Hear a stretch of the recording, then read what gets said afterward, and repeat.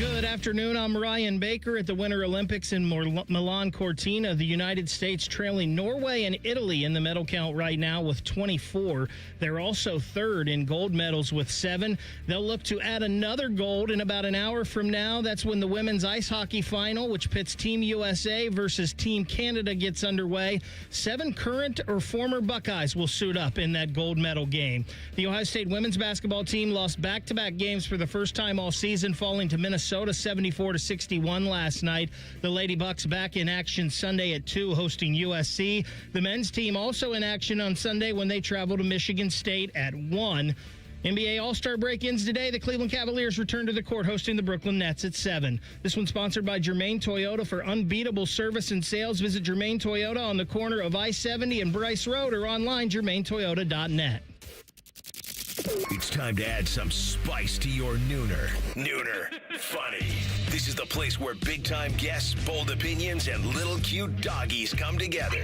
This is Rothman and Ice. Sponsored by Pella Columbus, the #1 rated windows and doors in Columbus. All right, here we go. Rothman and Ice, Anthony Rothman, Matty Ice Hayes, and the Loose Cannon. Good to see you, fellas. It's good to see you, man. Good to see you. Hope everybody is having a nice start to their day. What's going on? We good? We're gonna get after it today. We're gonna talk Olympic hockey. We're gonna bring Lars back in, Coach Lars, at 2:00, and examine this because yesterday afternoon I was as nervous as I've been watching a sporting event since, I guess Indiana, Miami, so not that long ago. But the fact is that we're watching a game that just meant so much. It's been so long, and I know I said to you it wasn't that long ago that I said to you that part of the 1980 and the Miracle on Ice, part of me wants that to last forever, and it probably will, because they haven't won one since. They haven't won the gold since. And I know you can't compare. It's apples to bowling balls. It's the best in the world versus these college kids that got together and beat the Russians, and it was the greatest thing. And nothing will erase that story. Nothing. Even if we could win the next 5 golds, nothing's going to erase Miracle on Ice. It's an all-timer. And now I feel like the lid is off. Like, we got to do it. Like, this is the year. Oh, yeah. And they're a couple away. But yesterday afternoon, watching that, and the sinking feeling of knowing you were sealing up a game is so difficult, Matty. And the fact that there's a goal by Sweden that ties that up, and then you're going to 3-on-3 overtime, and I'm yelling at the TV when Eichel is at the top of the blue line, like trying to keep the puck in rather than reset. And I'm yelling, reset, because if he gets turned over there, it's over. Any 2-on-1, it's done in overtime, and usually in any time in hockey. And the fact that Hughes rung the post and we win and Canada wins their game in overtime. And so now here we go. We'll play the semis tomorrow, and then we'll have Lars in to break it all down at 2:00. And we got a gold medal game on the women's side of this thing between us and Canada in about an hour. Win. And they should win. We should win. Yes, we should win. So let's double down on gold medals. Yeah, I was at the gym after the game yesterday. I was watching it. I was on the treadmill, and I was just like, man, it's fun stuff. Like, I'm here for all of this. Like the excitement, the anxiety that you feel with the moments that you laid out. But this is what we were looking for, and it is going to be awesome to have Lars back in the house today. He's not sick of us yet. He's coming back. I mean, this is awesome. Well, I thought he'd be sick of us after one time. I think he is. I kind of just said, hey, this is too hot. We got to get you in, man. No, he was great. If you missed Lars the other day, and if you have a chance to tune in, you're not going to want to miss him breaking down what we're about to see, what we've seen already, and it was awesome, AR. You could just feel the passion that he has for the sport and how much love he has for it, and just watching these guys play at the highest of levels right now. It was an honor, man, to hear him break it down, be in the same room with it, and I can't wait to chop it up with him again here in a couple hours. So we'll do that at 2:00. All right, so we talk a lot of football on this program, and a lot of times we try to balance what really is realistic versus a pipe dream, and this one seems like such a pipe dream. And so Myles Garrett, best defensive player in the league, arguably, and he kind of, what was this, on a podcast? This was what his boy, Micah Parsons has had this podcast rolling now for a few years, and there's been some interesting sound bites that have come out of this, which I think happens, AR, when you have kind of players hosting a lot of times, because I think other players are comfortable with them, right? Like, players can talk to us, and, they're usually a bit more buttoned up, but when you are down there, I think, with another colleague, And I think you can let some takes fly. I think I'm starting to notice that a little bit more. These guys are a little bit more in a comfort zone with their own guys. But it was a live podcast. I think Bleacher Report was hosting an event, and Micah was there, and he had Myles Garrett in the building. And Micah had a question for him about, you racked up another depoy. What's next for you, big fella? What's next for you, MG? What's next for me? Super Bowl MVP. There were claps. There were no laughs. I didn't hear a laugh track. There might have been, not for him, but for and the natural follow-up that you're not going to get with a colleague or a player of your peer. You're not going to get and maybe they did. I don't want to lie. I didn't hear the rest of it. Maybe he did say, "Is that with Cleveland?" I don't know, but that's the thing that would jump into everybody's head is, can you do that in Cleveland? Will you do that in Cleveland? How does he answer that question? How does he answer that question? I think he plays the company card, we're going to work as hard as we can to achieve the goal, blah, blah, blah. It kind of takes us down that road. But I think if you asked him off the air, I think you get a real answer with, right now, I'm not seeing it. That's the honest answer. Because Myles knows, and I think a lot of Browns fans realize that they're not really that close just yet. Feels like this is going to be a process to even get into the conversation of being a contender. There's so many building blocks that they have to put in place. So I'm not blaming him for that answer because I think there are so many athletes that would say, hey, that's our goal. We hear that all the time in training camps. Hey, how you feeling about the season? What are your goals? Hey, the goal is to win a Super Bowl. And that can be the Arizona Cardinals. That can be the Buffalo Bills. That can be the Chiefs. That can be the Panthers. A lot of those teams and coaches throw out that answer, whether it's believable or not. And more times than not, we're really talking about a handful of teams that can really win a Super Bowl, World Series, NBA title year in and year out. There isn't 10 to 15 to 20 teams in the pros each year that, to me, that have a realistic chance to win a title. Well, there's 10. I think there's 10. I don't know if there's 20. But I think there is. I don't even know if there's 10. Really 10 each year. I really don't. I think this year proved that you can go. I mean, we can't predict injuries, and we don't know how teams are going to be affected by those. But on paper, and I'm looking right now, I do think there's 10. I mean, could Seattle repeat? Yeah, they could. Could the Rams win it? Yeah. Could the Bills win it? Yeah. Could the Eagles bounce back and win it? I think so. Could your Ravens win it? I would think with that quarterback, anything's possible. The Patriots got close. I'm sure they'll be in contention. The Packers we liked before the season. Could they win it? I don't think you'd bet on them, but I don't know if you would say they're immediately eliminated just in your mind. The Chargers, we'll see what they do and improve. Denver got close. With Bo Nix coming back, could they threaten? Maybe. The Niners, could they come back? The Chiefs, for sure, with Mahomes. How will the Texans bounce back? We saw the Jags actually do something this year to show that maybe if they got in, they'd have a puncher's chance. We saw the Bears, if they got in, might have caught lightning in a bottle. The Bengals with Burrow, no defense. I don't think you'd probably bet on them now, but offensively, they can hang with anybody. Dallas showed some signs, but you wouldn't. I'm already through half the NFL. Am I way off? If that's the way you're seeing it, that's the way you're seeing it. I think there are contenders, and I think there are inner circle contenders in my mind. And I don't know if a lot of those teams I would look at next year as inner circle contenders. And I think this season got a little wacky because of the no Mahomes and you didn't have Burrow and Lamar. I think that it kind of shrinks the field for me, at least when those guys are in the party, and I just look at the complete rosters and all that stuff that it takes, obviously, to get it done. And I don't know if right now, me sitting here, I think there are that many teams that you think could win a Super Bowl next year.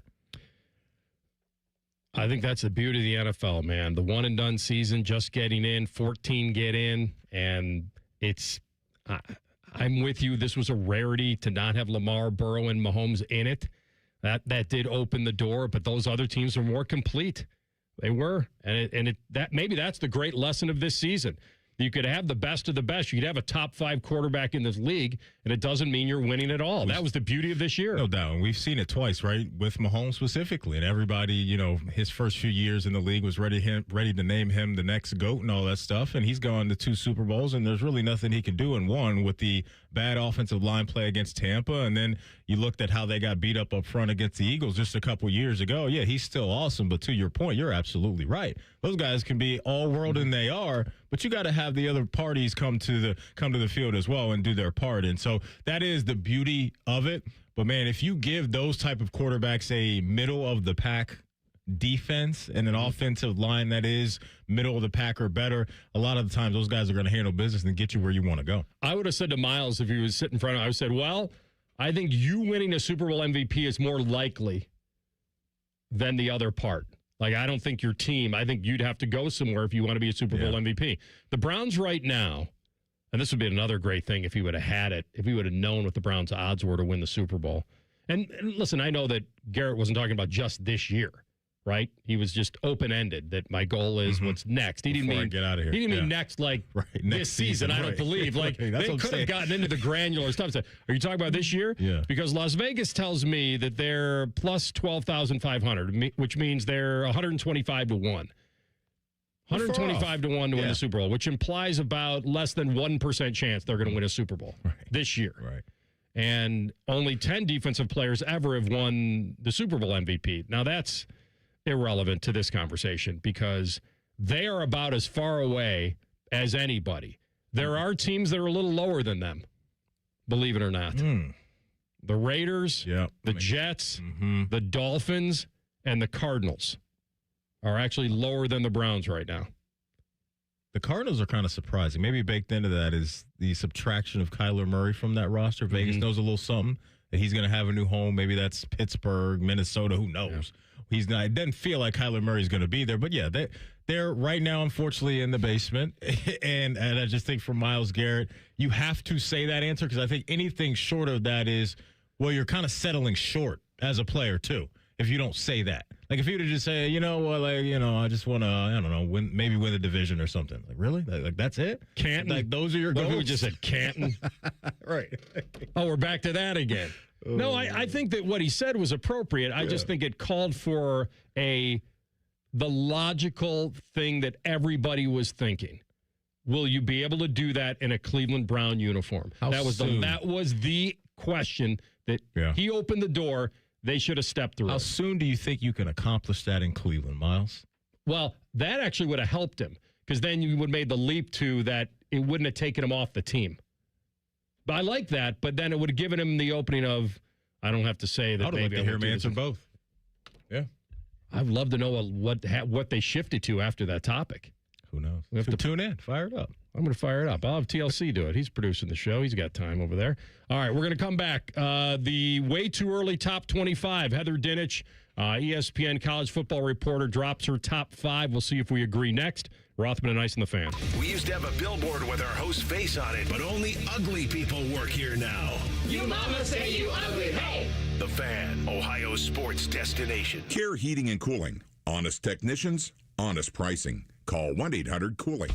At Great Lakes Hyundai, the savings are so good. Great Lakes Hyundai wants you to save your refund this tax season with 90 days of no car payments and 0% financing on 26 Hyundai Santa Fe's and Tucsons for up to 60 months. No payments, 90 days, 0%. Keep your tax money in your pocket. Go now for the Hyundai Getaway Sales Event. Dublin or Columbus or glakeshyundai.com. With proof credit, some customers may not qualify. Interest accrues during no payment period. New Hyundais come equipped with owner assurance and America's best warranty. A 10-year, 100,000-mile powertrain coverage. Offer ends 3/2. Below freezing? Fire up the grill at Billiards Plus. The grilling season never ends. While you're grill shopping, you'll love browsing Central Ohio's largest selection of pool tables, game furniture, and shuffleboard. Family owned and operated. Billiards Plus on Dublin Center Drive in Dublin. I'm back to doing what I love and more. Thanks to the Good Feet Store. Hi, this is Mike with the Good Feet Store. Are your bad feet making you grumpy all day like Dan was? I was born with a sunny disposition, but I had so much knee pain and foot pain, I wasn't that way anymore. But then I'm driving down the street one day and my knee's hurting, and I see a Good Feet Store. I thought, what do I have to lose? Good Feet arch supports aren't just a cushion or a flimsy shoe insert. We have a system of arch supports designed to create better alignment for all 4 of your foot's arches. And the only place you can get the Good Feet system is at the Good Feet Store. Once I got my arch supports from Good Feet, I just went back to being my happy self again. My wife noticed it, my friends noticed it, even my dog noticed it. I just wish that I'd found Good Feet 20 or 30 years ago. I've got my Sunny back. Visit the Good Feet Store today. Visit the Good Feet Store on Polaris Parkway near the Polaris Mall or on Stringtown Road at Grove City. Thanks to the Good Feet Store.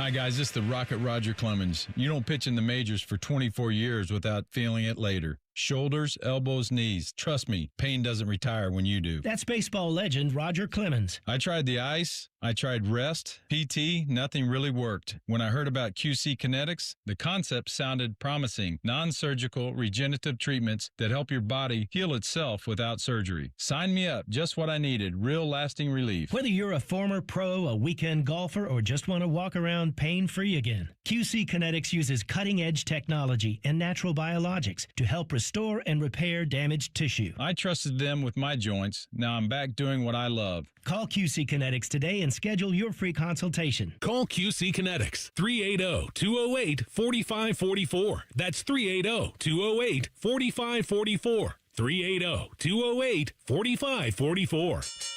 Hello, it's John Kozik, founder and president of TurboTrack Realty, and I buy real estate as is, fast for cash. Call me today for an all-cash offer on any of your properties, and we can close within days at 614-470-2000, 614-470-2000. Do you own a property that's outdated and needs thousands of dollars in repairs? Great, I'll buy it. Give us a call today for an all-cash offer at 614-470-2000, 614-470-2000. Would it be convenient for you if you could simply take what you wanted and leave the rest behind? Great, I'll buy it. I buy vacant properties, inherited homes, divorce situations, death in the family, apartment buildings, commercial properties. I even buy my tenants won't pay me the rent houses. Visit us today at TurboTrackRealty.com or give us a call and speak with one of our friendly staff members at 614-470-2000, 614-470-2000. All your favorite and least favorite fan shows are available wherever you get your podcasts. Just type in 971 The Fan to the search bar and hit that subscribe button. It's free. We're the land of the free and the home of the sunburnt, freckled fat guy. Do it now. Fan weather. From the Logan AC and Heat Services Weather Center. We're looking mostly cloudy and highs into the lower 60s, but showers and storms are in the forecast here for this evening, developing to our west and moving in here this evening, and a few of them could be strong to severe with hail and wind being the primary concern. And we are tracking windy and colder conditions here for Friday. Temperatures starting off in the 50s and down to the 30s by the evening. And that's a look at your 10 weather impact forecast. I'm meteorologist Darren White here on 97.1 The Fan. Bobby Carpenter demands that you watch Morning Juice on YouTube. If you don't, Tito will move into your house. Live at 6 a.m. on YouTube and streaming on the Fan app. The perfect ratio of sports talk, dogs, pro wrestling, and gambling advice. It's science. You're listening to Rothman and Ice. All right, so as you guys know, the college football playoff is going to remain at 12 teams.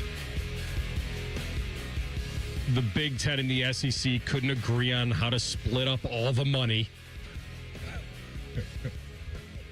That was, yeah. Let them pedal. They couldn't agree on the format, which is a euphemism for more money. Like, we couldn't find a way yet to decide how we can all split all this money and all be happy and get most of our teams in, and everybody gets a big bite at the apple. Because that's what this is all about. That's what expansion is all about. All these massive TV deals that we have going on, Fox, NBC, ESPN, Peacock. That's what this is. And, of course, you want the bragging rights and all that. I get that. But for all of these universities, all of these presidents and everything, there's just so much money to be had. And if you can funnel all that money into your conference with more teams getting in, why not? And so the bickering back and forth between the Big Ten and the SEC about what type of format they want, that's not going to go away anytime soon. But AR, they're not going to fool me.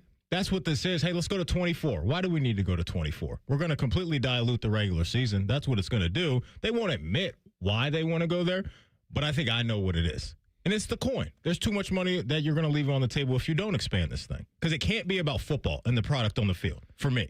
All right, so I'll play devil's advocate just a little bit. And I'm with you for the most part. I don't want 24 because I think a lot of it, and maybe this is selfish for what we do every day, is I love debating whether this team deserves to get in or not. I love that. I love the looking at everybody's schedule and trying to find out whether they didn't meet the moment in a big game or a trap game got them.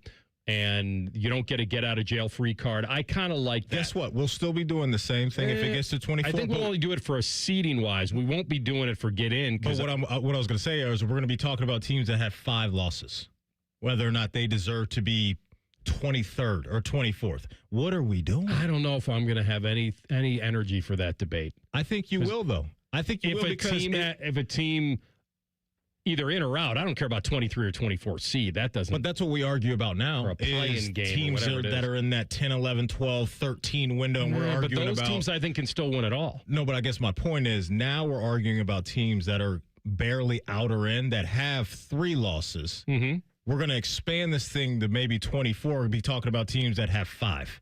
And to me, those teams don't deserve to play for a championship. I don't even like teams really right now that lose 3 games. I can understand there are different roads for different teams in different conferences, but the expansion to me is going to take away from the fun of the regular season because it's just going to be a pretty much, hey, these games don't really matter that much. You're getting in anyway. Well, yes, I agree that you won't have the urgency. That will be a little bit diluted, but not the fun of the game. I've been able to compartmentalize. I heard Urban say the other day that Indiana winning it all and what happened this year, that college football couldn't be in a better spot. I can't get all the way there. I think that's a little bit of recency bias on that this was a story that came out of nowhere. This was the Haley's Comet of college football. Nobody expected this and the way that the big boys that they beat and all that. But I like the fact that we get more games that matter. That may be okay. I don't know if we need them, though. I don't know if we need them. I think this year was very convenient for me to say that if Notre Dame would have gotten this tournament, nobody would have wanted to play them. I'm not saying you would have feared them like we couldn't beat them, but you're like, okay, that was cool. That was good. Get them out of there. Like, if I'm in this thing and they're not, that's good. And to me, Notre Dame was deserving of being in the conversation because they had 2 losses. And while the 2 losses were dicey. No wins, though. But I know, but I'm saying, like, they are a 2-loss team versus a 3-loss team. Or a 4-loss team. And that's where we're going. And that's where I don't want to go. Okay. I guess what have you earned at that point, I guess, in my mind? As what if you've played, what if you looked at, like, Texas last year, and they played a pretty tough schedule. They had to come to Ohio State. They obviously played at Georgia. See, I'm not the biggest fan of rewarding losses either. And I think that's maybe where you're going is looking at the losses all losses and saying, aren't created equal, right. though. I just don't think, though, I don't use that for me as a massive swing to go, oh, I look at you in a better light because you have, quote, a good loss. Really? I'm not a big fan of that personally. Oh, I think I have to take it into consideration. I take the competition you're playing. I do, but I'm just saying, like, on my pecking order, like, a good losses isn't very high for me, especially when you're a team like Texas that came into the season and were supposed to be the best team in the country or one of the best teams in the country. I think a good loss, and maybe that's the problem we all have with it, is putting that word next to loss. But yeah. I think some losses are certainly worse than others. We can all admit that. Listen, Ohio State beat Texas 14-7. What if they would have lost 14-7? What if they would have lost 17-14? Would we have held that against them? We would have been like, you know what? It's a game you probably needed to win, but it wouldn't have been one that I would have said, well, wow, that was a trashy loss. I mean, that was a number 1 team at that time. Now, what happens during the season, Maddie, is teams don't prove their worth to their original ranking. Mm-hmm. And that's the hardest thing to figure out. Mm-hmm. And for me, it's also, too, even for Texas, not only the losses, but some of the wins for them last year that didn't look very good, right? You're beating Kentucky 16-13. You're beating Mississippi State in overtime 45-38. And so I like to look at some of those, too, like teams you should beat. Why are you messing around with those type of teams? Well, and that's the beauty of the unpredictability of you're playing one game. It's not a series. You get caught on a Saturday or a team gets hot during a game, bad turnover, stupid penalty. Like, that's the beauty of it. And I think we're both kind of arriving at the same location, which is if you open this up to a lot more teams, then you're going to take away from the urgency of the regular season. There'll be just so much room for you to get back in. Texas would have been in, Notre Dame would have been in, a lot of other teams would have been in, and then if they get hot in a playoff. Now, the better season you have, the less games you're going to have to play. You're going to get the bye. You're going to get a location. You're going to get something that's an advantage to that. It's not like the NCAA tournament because you are playing right away, but you're playing a much lesser team as a 1 seed. You're playing a 16. And so then you're getting the 8-9 game or whatever. So they've slanted it in basketball the right way. This one, to me, doesn't feel great going to 24, but I think what would happen is, so you erase the conference championships. I don't know how, I think that would mean a lot old school-wise. It doesn't seem to mean much new school-wise. And then you start adding more games that matter. So you're basically enlarging the bracket to bring up more elimination games instead of just these indiscriminate bowl games that surround the real tournament. And it was brought up to me on Twitter last week about, well, maybe they're just trying to come up with then the NIT version of college football as well. I'm like, I don't care. They're not playing for the big boy. More teams that can't win at all, in my mind, doesn't seem like it's good for the tournament. Although you could say the same thing in college basketball. They let in way too many teams. But we've seen recently a 16 beat a 1 if you get caught on a bad day. And that's just it's obviously a completely different sport, right? And like roster-wise in football, it's just a whole nother beast for certain teams being able to go on a run. So that's why I've never truly believed that we're going to see a real Cinderella go start to finish in college football. I just don't think it's physically possible with teams that don't have the same depth. And when you're talking about going to, your 2s or your 3s or whatever, like those teams just aren't built to go blow for blow with certain programs. And I just think we've even seen now with the 12-team playoff that some of these early round matchups, duds of games, not very good. And we're going to be talking about inviting more of those teams to the party and just trying to put a fresh coat of paint on a bracket and make it seem like it's more significant. But to me, I don't think the product is going to be any better. The first year you had the SMU, Boise State. They screwed up with the seeding, right? They not only gave them the bye, they gave them the hot seed like Arizona State, who actually played pretty well. And it was one of those that kind of laid an egg. I agree. And think about this year, Oregon and James Madison. I mean, that was brutal. Ole Miss, Tulane, and we're going to get more of those teams, and that's just why I don't want to go there. If you would have substituted Texas and Notre Dame for Tulane and JMU, that would have been a dirty dozen. That would have been a beefy event. So think about what you just said. If we use the 24 or 25 teams from last year, that's 14 teams where we're at now. And now we would have to find 10 more to put in a bracket, and then they're going to try to sell us off, those teams are worthy of playing for a natty. I'm just not buying it. Certain ones would be, though, and I'll tell you why. Because you could have a team like, let's say, Vandy, who thumped South Carolina, who beat Missouri, who barely lost to Texas. No, but they could cause some chaos.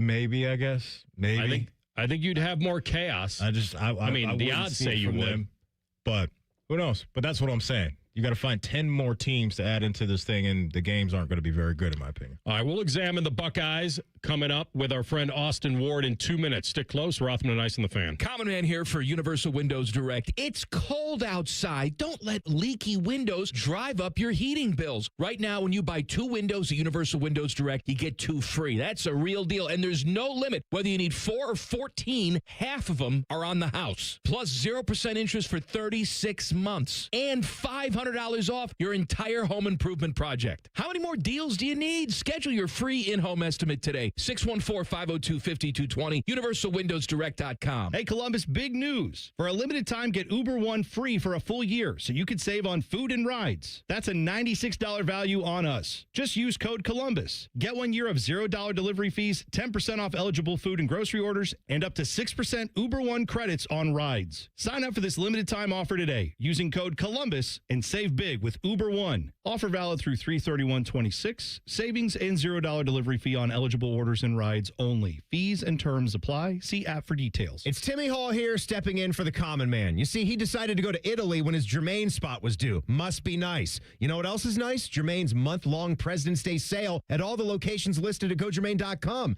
This month, all qualified pre-owned vehicles come with a 3-month, 3,000-mile warranty. On top of the $1,000 price promise, no one will sell you a car for less. Nearly nearly 4,000 vehicles, 30 brands, one website. You can only find the savings and that warranty at GoGermain.com. Hope you enjoyed your cured meats, Common Man. I need a small order of sheet metal to repair something in the shop. It's not much, but can you help me out? At Metal Supermarkets, no order is too small. Wait, really? Yep. What about small home projects? Yep. For a car I'm working on? Yep. Any kind of metal? Yep. Cut to size? Yep. With no minimum order? Yep. How about 1,000 cut pieces of aluminum flat bar? Yep. Choose from over 8,000 types, shapes, and grades of metal in any quantity you need. And yes, we're serious. Any metal, any size, ready fast. Locally owned on Wilson Road.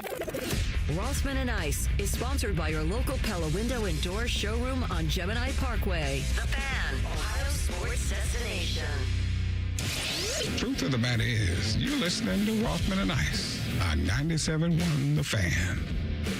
All right, it's never a bad time to talk Buckeye football, especially with our friend Austin Ward, who's with us now on the Brian Heaton Coin Systems Fan Guest Hotline. My man, it's good to have you. How you feeling?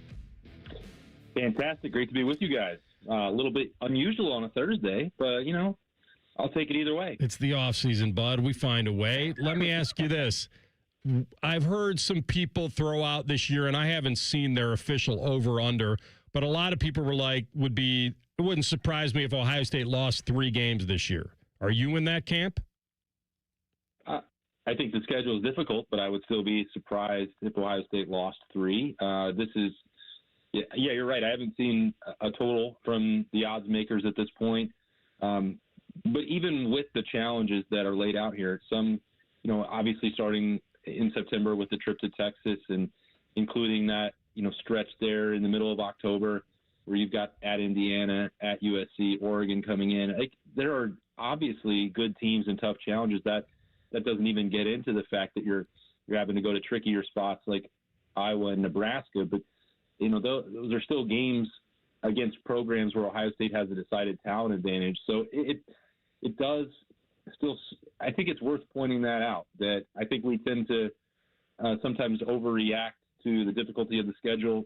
I'm going to have to do probably some research throughout this offseason as we're just getting rolling about where this might rank all time in terms of on paper most difficult schedule, projecting it to go into the year. But, there's also – probably more uncertainty with some of those teams and what they had to replace when you're talking about Iowa, Nebraska, beating Texas a couple times already in the last 2 years. Ohio State is going to be favored, I think, in almost every one of these games, maybe outside of Texas, as the buzz rebuilds for the Longhorns, as it does every time we get ready for a season with people wanting the Longhorns to be back. But, I think it does a disservice to the amount of talent that Ohio State has coming back, the quality of the coaching that they have, the investment that they've made in their program, and now some of the consistency that they're going to have in the coaching staff while also upgrading that with Arthur Smith. So is it possible that could happen? Of course. There are really good teams on the schedule, but I think Ohio State is more than capable of meeting that challenge. So you mentioned the talent that's returning. Let's lock in a little bit on some of the new names and new faces that Buckeye fans are going to get to learn coming out of the portal. Specifically, A-Dub, I want to ask you about James Smith, because that position, that D-tackle position, we've seen some really good players over the last couple of years, right, with K-Mac and Ty Leak. But your understanding of his game and what you think he can provide on Saturdays now for Ohio State. Yeah, I think – one thing that we have to start that conversation with, Maddie, is that, Larry Johnson and Matt Patricia, there's going to, I think, be a continued evolution of what this defensive line looks like with not just 4 down. We saw that a year ago, and I think that will be increased and maybe enhanced in year 2 for Patricia coming back. And that requires different body types, not just what we've come to know out of, Caden McDonald or the traditional 3-tech. I think there's going to be some shifting needs. So, Matt Patricia, I think, was involved in what does the physical profile look like. That goes for both James Smith and John Walker, guys that I think they're going to rely on both out of the portal. I think, and it sounds crazy, I know it, we know how great Caleb Downs is, but I believe that Caden McDonald is the single most difficult player to replace on Ohio State's roster this offseason.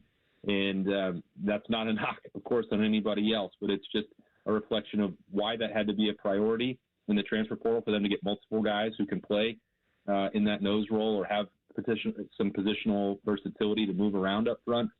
I think I'd really like to, some of the conversation, I want James Smith to get in front of a microphone and talk to the media very soon, not just selfishly, but I think for the Ohio State fans, because some of the things that we've heard about him for the first, he's been here now almost 7 weeks, is that you're not going to see a lot of smiles from this guy, that he takes things very seriously.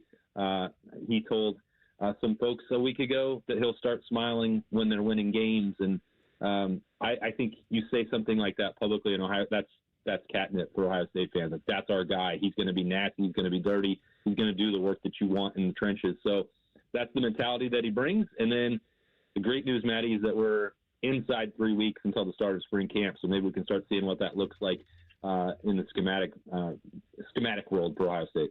He's our friend Austin Ward, Ohio State football beat reporter, Letterman Row, and of course here on the Fan at 10 TV. All right, so on paper, the offensive line, I want to get your feeling on this because that's where last season kind of showed its cracks, especially at the end there. How do you feel about this on paper, and how different is your feeling with the on-paper version versus the on-field version? It's a really interesting conversation, Anthony, because I don't know that you can just entirely throw out the first 12 games. They went undefeated. They were one of the best cohesive offensive lines in the country. They made their mark and helping end the losing streak in the game up in the Big House. That was maybe the best performance we've seen from an Ohio State offensive line in quite some time, with all due respect to the national champions. The way that they bullied the Wolverines up in the Big House was so impressive. And then it's just overshadowed. And I know that that Indiana and Miami were the best two defensive lines, aggressive fronts that they played, and that they didn't meet the moment in that mark. But I think keeping that group together the way Ohio State did really makes a lot of sense. You know, they did lose Tegra Shabola to the transfer portal. I think that, you know, there's some possibility that was a mutual separation more than, you know, a look for money or a look for playing time, because Tegra had started for multiple years. But, you know, I think these guys have another full winter. They have a full spring camp. They have a summer. And they were pretty good for most of last year. And so if they take, you know, 5 or 10% improvement across the board, that could be pretty scary because they have so much experience returning, keeping Austin Sarabeld and Carson Hinsman, fending off whatever challenges could have existed for Luke Montgomery, having Philip Daniels in a spot. Very few offensive lines in the country are going to start with that level of experience, but it doesn't even have to stay in the exact same configuration that they had a year ago, because now you're going to supplement that with, could Ian Moore allow Philip Daniels or Austin Sarabeld to play at guard? Do you just have a scenario where Ian Moore comes out of spring and the two veterans hold him off, but you have 3 quality tackles that you can rely on because Josh Padilla or Gabe Van Sickle have put down a marker at right guard? You know, this isn't a group that's just those 4. And the backups that Ohio State had here, I think it's worth reiterating as well. You know, Gabe Van Sickle, Ian Moore, Josh Padilla, we're all getting massive offers in the transfer portal back channel to try and entice them to leave Ohio State. And the Buckeyes did not let that happen. So they want to keep that core together. They wanted to stay together. And I would be surprised if they were not much better than they showed against Indiana and Miami. And I don't even put that all on them. I think there was scheme stuff. There were ways that Julian Sayin can help them in year 2 as a starting quarterback. Arthur Smith's influence with the run game. I think there's a myriad ways that Ohio State can get better, but keeping this group intact, I think, was a great start for that. So you brought up Julian, and that's where I wanted to go next, right? Because, you know, one lap around the track in college football, you turn yourself into a Heisman finalist. Didn't end the way that he and the team wanted it to end, but the overall body of work was really, really good. And you just touched on maybe how he could have helped out the offensive line. He could have helped out the offense a little bit more, maybe in certain spots. So looking at his offseason, what's your understanding, A-Dub, about what he's been working on? What's been the focus for him? That way he can level up in year 2, as you're alluding to. Well, he's got Mickey Marotti and Anthony Schlegel with the hooks into him right now. So I think you're looking at that continued physical growth. You know, it's not just about, you know, the knee going down on the quarterback sneaks, but adding a little extra strength there is certainly going to help, and may have made the difference in a couple of those games late in the year for Ohio State. But it's also about parlaying that and maybe getting, you know, stronger, a little bit faster. That helps with the willingness maybe to run. We know that there were opportunities that he could have done that and extended some plays. I don't think he's incapable of that as it is right now. I think he showed that he could do some of that last year. but it ties in hand with the experience of being able to, understand how defenses are defending him, where his escape hatch might be, reading pressure, getting the ball out hot, everything that comes with playing the game. And I remember, I think I made this point to you guys maybe a month ago, but, when they lost the Cotton Bowl, that was the 35th win of Carson Beck's career. And it was the 14th start of Julian Saint's. Like, the level of experience is so critical in college football. So I think rather than being one specific thing or one defense that he needs to read or flashcards of whatever, identifying coverage, I think some of this is just going to be natural growth, both physically, mentally, maturation for Julian Saint, because he's already shown that he can do this. And he's another guy that he doesn't have to get 25 or 50% better. He's just got to get, 5 or 10% better, and I think he will. Well done, my man. Always enjoy talking Buckeye ball with you. Be well. We'll see you soon.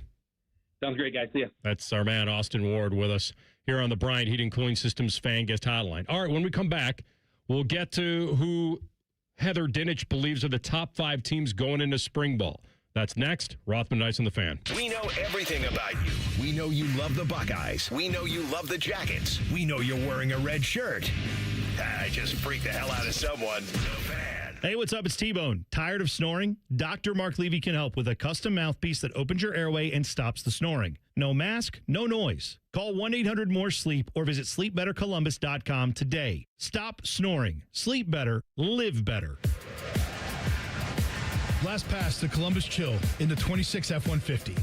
Grab 2.9% APR financing for 60 months. With Beasley Power, all-wheel grip, and smart tech to conquer any weather. Capital Ford opens the gates for every credit story. Pre-approve online in seconds, zero drama. Fuel your 2026 fire. Charge to Capital Ford of Columbus and Whitehall or visit us online at capitalfordofcolumbus.com. Hurry in. These deals are melting fast. Hey, it's Bo Bishop here. You've heard me talk about High Bank Spirits, but the food is just as good. Brunch worth planning your weekend around. Seasonal dinners perfect for date night or game night. Plus, kids eat half off every Monday. Find menus and locations at highbankco.com. Dine, drink, distill at High Bank. Get Eco. Hey, Jerry. Remember when we launched our $93 drain clearing offer and you invented the phrase 93 or free? I've actually written quite a few catchphrases in my career. Oh, yeah. Aren't you the guy who wrote Bob's Your Uncle? Yep, for my friend Steve, who has an Uncle Bob. I was as surprised as anyone when it caught on with the general public. Get Eco. Well, we need 93 or free to catch on. Our experts will clear your clogged household drain for just $93. If we can't, it's free. And we guarantee it'll stay clear for at least a year, or we'll clear it again for free. Get Eco, and Bob's your uncle, your drains are clear. Get Eco. But Jerry, my uncle's name is Michael. Get Eco, and Michael's your uncle, your drains are clear. Let's stick with 93 or free. Yeah, good call. Get Eco. Eco plumbers, electricians, and HVAC technicians. GetEco.com. Career changers, including veterans and active duty service members. Your transition starts here. Go from GI to IT in a matter of months. Become a certified cyber warrior with training at My Computer Career. Cybersecurity specialists are in high demand, offering IT pros great opportunities and a rewarding lifestyle while protecting our people, liberty, and treasured institutions from cyber threats. Deploy your career in IT today at mycomputercareer.edu/CWP, an elite CompTIA certification partner. VA education benefits are available to those who qualify. Get your furnace fixed fast. Call Care Heating and Cooling. 1-800-COOLING. Hey, it's T-Bone again. Listen up. Sleep apnea doesn't have to rule your nights. Dr. Mark Levy's been treating snoring and sleep apnea for over 15 years with proven results. And now he has an office in Marysville. Call 1-800-MORE-SLEEP or go to sleepbettercolumbus.com. Stop snoring, sleep better, live better. Insurance companies often have a basic strategy: delay, deny, defend. Some try to grind you down, but they have another tremendous weapon, a software called Colossus. They know which attorneys are great and which are not so great. They know who is likely to take the last offer and who will take them by their scalp, kicking and screaming to trial. They know that they have to pay some firms early and fairly. I'm John Morgan of Morgan & Morgan. The insurance companies have done their homework. Before you hire a lawyer for your injury case, do yours. Visit forthepeople.com and see our settlements and verdicts for cases like yours. We became the largest injury firm in the world for a reason. When you hire the wrong firm, you may be beat before you start. All law firms are not the same. Morgan & Morgan, forthepeople.com. Morgan & Morgan, Ohio office located at 600 Vine Street, Cincinnati. Prior results do not guarantee a similar outcome. Back in the day, if you wanted to listen to the Fan, you turned on the radio, and that was the end of the story. But now, oh baby, stream us live on the Fan app, TuneIn app, iHeart app. We're everywhere. The Fan, Ohio's streaming destination. The Fan Guest Hotline is sponsored by Airflow Heating and Cooling and Bryant, doing whatever it takes to keep you and your home comfortable. The Fan. What's up, knuckleheads? You're listening to Rothman and Ice on The Fan. It's not terrible. Thank you, Chuck. Great compliment. We'll take it. All right, so during the break, did a little research. The research is this. Ohio State hasn't lost more than 2 games since 2011. How does that hit you guys?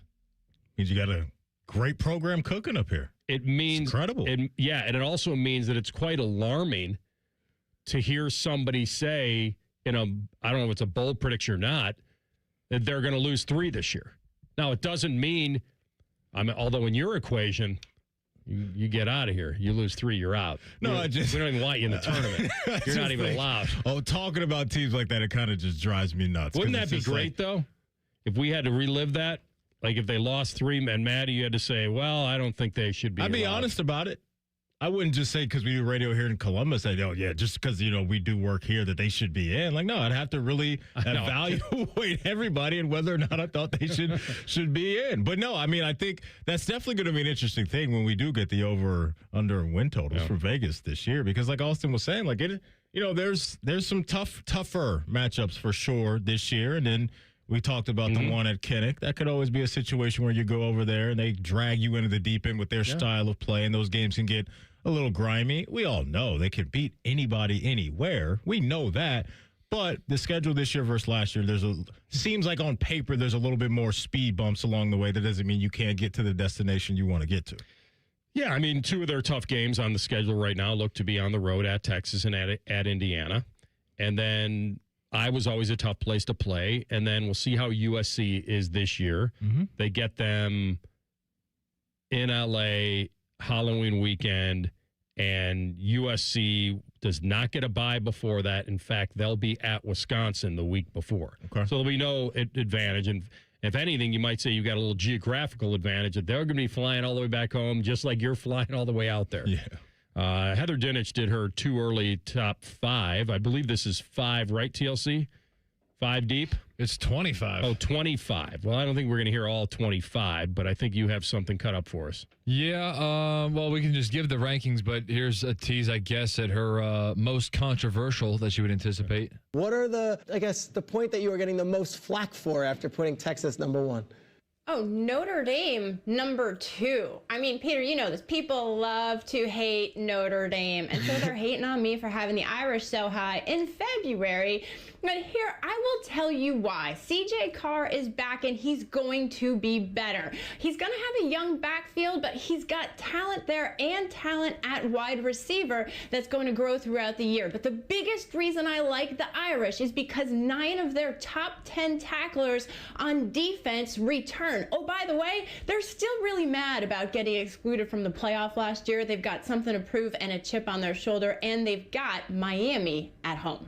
Indiana, Ohio State, Georgia round out the top 5 beneath that. Okay, Maddie, you know what I thought she was going to say because I hadn't heard the soundbite yet? What's that? When she said, now the biggest reason I like them is that 9, I thought she was going to say, that 9 of their 12 games are cupcakes. That's the reason I really love them. And she didn't. She talked about their players coming back. Yeah, the schedule isn't too daunting when you look at it. She did touch on that Miami game, and we'll see how they reset after losing Carson back and all that. But I like what she was saying about the team. The wide receiver spot's going to be fascinating to watch, especially for Buckeye fans to see, a couple of those guys leave here and go up there. But CJ Carr, I think, is a dude. But what she said about the defense is, I think, what's going to provide them a safe floor is just Marcus leading that defense, being a former defender himself, but those guys knowing what needs to be done, playing in that system up there, that defense should hit the ground running. And then now you got a year two quarterback who showed promise that should have better talent around him. What the run game looks like without Jeremiah Love, that'll be interesting to see. He was an absolute dude for them, but they should be in the mix, no doubt. And they've got kind of this loophole in the system next year to where if they're ranked inside the top 12, they're automatically in. Well, if they're not ranked inside the top 12 with this schedule, then people swung and missed on them completely. Mm-hmm. Like, this is, I'm not saying they're not good. They probably are good. Yeah. How tested they will be going into the playoff is going to be my big question mark for Notre Dame. Do they really feel tested? And are they ready for the playoff? Because I agree with C.J. Carr and Williams, like, taking on a bigger role. That's it should all the guys she said transferring in defensively. I there's no way I could know how that's going to come out with chemistry and all that. But I think they're pretty good. I have no real problem with her putting them number one. But I worry about that we're not going to know how really good they are. Like, I just don't see something, unless they're pulling an Indiana from 2 years ago and just thumping teams. Yeah. Left and right. Like, okay, it's hard to ignore how good they are because I don't see. The other game that maybe is a little bit of a test for them or will be a little bit of a test is at BYU. And that's just a maybe for me with going out there against That'll be a top 20 team probably. They'll get a little bit more resistance from BYU than some of the other teams that they'll play before that. But they do. They have the Navy the week before Miami is a little dicey. Like, can be going up against them. They shouldn't have any. They shouldn't struggle at all. Not worried about it. Just looking around. I'm just saying, looking around the corner the next week to Miami against a program like Navy, they got to make sure they're just trap game mentally locked in for that. That's all. All right. So she had Notre Dame at 1. I don't have a massive problem with that. I don't. Who does she have 2? Texas. Flip them. She's got Texas at 1. Notre Dame at 2. I'm sorry. My bad. Okay. All right. And you said 3, she has IU? Mm-hmm. Correct. 4 is the team that people here care about, and 5 is Georgia. I'm a little surprised about Georgia over Oregon. Oregon's 6. Okay. Yeah. Well, obviously it's not a big difference, but. I'd flip those, though. I'm with you, Ayar. I would flip those because the Georgia quarterback position, to me, the last couple of years has just been, it's been not okay. only that. Yeah. They're replacing all those receivers. Mm-hmm. With an okay quarterback. And now, I think their defense will always be good, or it should be. And again, this is getting the key transfer portal going and making sure they have the secondary.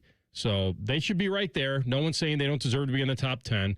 A little surprised with Dante Moore coming back that she didn't have Oregon over them, but we'll see. We mentioned BYU real quick, AR. She has them at 14. And so those are going to be a couple of data points for Notre Dame. All right, so BYU and Miami. Yeah, but then those games, I don't believe, are till, so they don't play Miami until November 7th.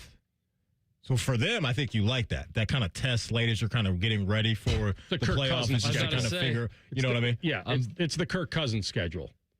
You like that. Yeah, that's right. Looking for it. Continue.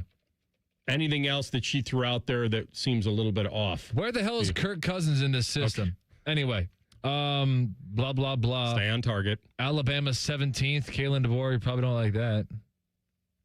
Where did she have Alabama? 17. How about this? This stretch at 15 through 17. 15 Michigan, 16 Penn State. Alabama's at 17. I think Alabama might actually be a hair too low. 17 seems real down there. Am I wrong on that? The loss of Ty Simpson, I think, is absolutely probably the gain of Austin Mack. Baked into that. So I think that's if we could hear her take on Alabama, it's probably that, losing Ty Simpson now that he's gone. Tell you what, she's got LSU at 13. That's going to be a fascinating program to watch right out of the gate. Because you talk about pressure on a head coach. He's got so much. The Lane train. With what he left behind down there at Ole Miss.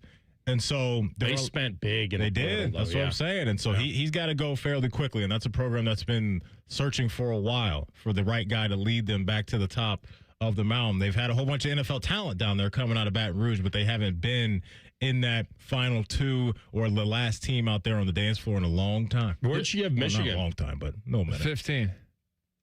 Appropriate. Mm-hmm. How about this, though? You mentioned LSU is at 13. Ole Miss is still above them at 9. I think it's the return of Chambliss, right? that chemistry that they can have there. Well, whichever head coach that whoever wins the appeal more closely to the season. I'm assuming that he'll be back. Probably not done. Right. Wow. Okay. That's interesting, too. That seems... Where did you have him? High, you said? Ole Miss? Yeah. 9. Yeah, too high. Don't you think? Not really for me. Not really for me. Their head coach proved some stuff to me. And if they do get Chambliss back. Okay, so the Chambliss back that's a pretty big deal. All right, we're going to come back top of the hour, and we'll get into a new scenario that we think these guys need this season. Rothman and Ice and the Fan. Just when you thought afternoons couldn't get any dumber. You fellas been doing a bit of boozing, have you? Common Man and Timmy. Weekdays from 3 to 6. Your home for dumb. The Fan. Why does it matter to members that Aetna was named a Best Medicare Advantage company by U.S. News & World Report? Because they chose a plan that gives them real support, real people, and real care. We show up on calls with members and doctors' offices when needed. We show up with access to convenient care options and coverage that fits everyday life. We don't show up for awards. We show up for you. And showing up for you is how healthier happens together. Hey, Central Ohio, it's Andrew from Home Team Solutions. And yes, we buy houses for cash the easy way. We've been buying houses for over 20 years and we've seen it all. Whether you've inherited a property, you're behind on payments, the house needs work, or just want to avoid the hassle of listing, we've got you covered. No repairs, no clean out, no stress, just a fair cash offer and you pick the closing date. We've helped hundreds of homeowners sell fast and hassle-free, and we're proud to have 5-star reviews all across Central Ohio and an A+ rating with the BBB. If you're ready to sell your house the easy way, call Home Team Solutions at 614-962-SELL. That's 614-962-7355. Or visit us online at selltohometeam.com. Home Team Solutions, local, trusted, and family-owned. Again, that's 614-962-SELL, 614-962-7355, or selltohometeam.com. The nightmare of the cleared drain. Those drain clearing specials from the other guys seem like a great deal until you realize the only thing really going down your drain is your money. At the Waterworks, we mean clean.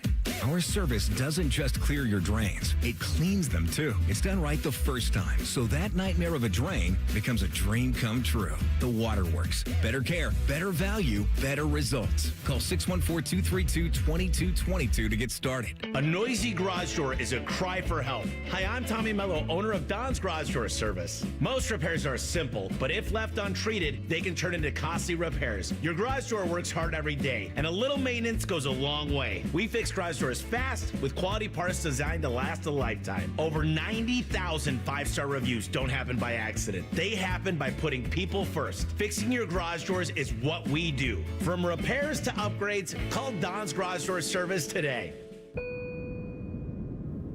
Attention, men. If you wake up and you feel like you got hit by a truck, if your waistband keeps creeping out, if your bedroom game is rated M for missing, you feel it, she notices it, and you're not alone. For many guys, this is ED and low testosterone. That's where Columbus Men's Clinic, powered by Men's Pro, comes in. We didn't copy men's health trends. We built a playbook since 2014. Labs in minutes, in-person care for better results, urology-backed science. A recent 54-year-old patient told us, I feel like I'm 30 again. He's crushing it at work and back in the gym, lifting like he did years ago. Oh, in his words, not mine, fun is back in the bedroom. I feel like a beast. Another guy said, they treated me like a person, not a patient.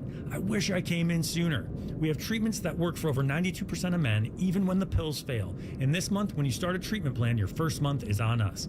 Call 614-300-7400. That's 614-300-7400 or go to columbusmensclinic.com. Wesley Financial Group is not a law firm. Ask yourself this question. Is it really worth holding on to that timeshare that you know you need to get rid of? Here's the truth. The average maintenance fee just went up over 17%. That could have been 117%, and there's nothing you can do about it. When you buy a timeshare, you give them a blank check for annual maintenance and assessment fees. I'm Chuck McDowell, founder of Wesley Financial Group. For 15 years, I've helped over 50,000 families cancel their timeshare. Not sell it, not transfer it, cancel it. Did you buy a timeshare because they told you it was a great investment and your maintenance fees would never go up? That's a lie. Are you ready to get rid of your timeshare once and for all? Simply call us and I'll send you our timeshare exit kit that explains all your options for cancellation. Call Wesley now for your timeshare exit kit. 800-718-4040. That's 800-718-4040. 800-718-4040. It's Timmy Hall here stepping in for the common man. You see, he decided to go to Italy when his Germain spot was due. Must be nice. You know what else is nice? Germain's month-long President's Day sale at all the locations listed at GoGermain.com. This month, all qualified pre-owned vehicles come with a 3-month, 3,000-mile warranty on top of the $1,000 price promise. No one will sell you a car for less. Nearly 4,000 vehicles, 30 brands, one website. You can only find the savings and that warranty at GoGermain.com. Hope you enjoyed your cured meats, common man. Broadcasting live from the McDaniel GM Superstore Studios. Driving excellence since 1916. Chevrolet. Together, let's drive. WBNS HD1 Columbus. Good afternoon. I'm Ryan Baker. The United States have picked up another medal at the Winter Olympics. Their total now sits at 25, 1 behind Italy for second and 9 behind Norway's 34. They'll pick up another one here shortly as Team USA is about to battle Canada in the women's ice hockey final. 7 former or current Buckeyes will be on the ice for that one. The NBA All-Star break is officially over. The Cleveland Cavaliers return to the court tonight when they host the Brooklyn Nets at 7. The Cavs have won 5 straight. The Ohio State women's basketball team lost back-to-back games for the first time all season, falling to Minnesota 74-61 last night. The Lady Bucks back in action Sunday at 2, hosting USC. The men also in action Sunday at 1 when they travel to Michigan State. This one brought to you by Germain Toyota. For unbeatable service and sales, visit Germain Toyota on the corner of I-70 and Bryce Road or online at germaintoyota.net. You're listening to Rothman and Ice on 97.1 The Fan. Al, thank you. Second hour of the program. Oh, the argument we just had in the hallway was a nice, epic sports debate.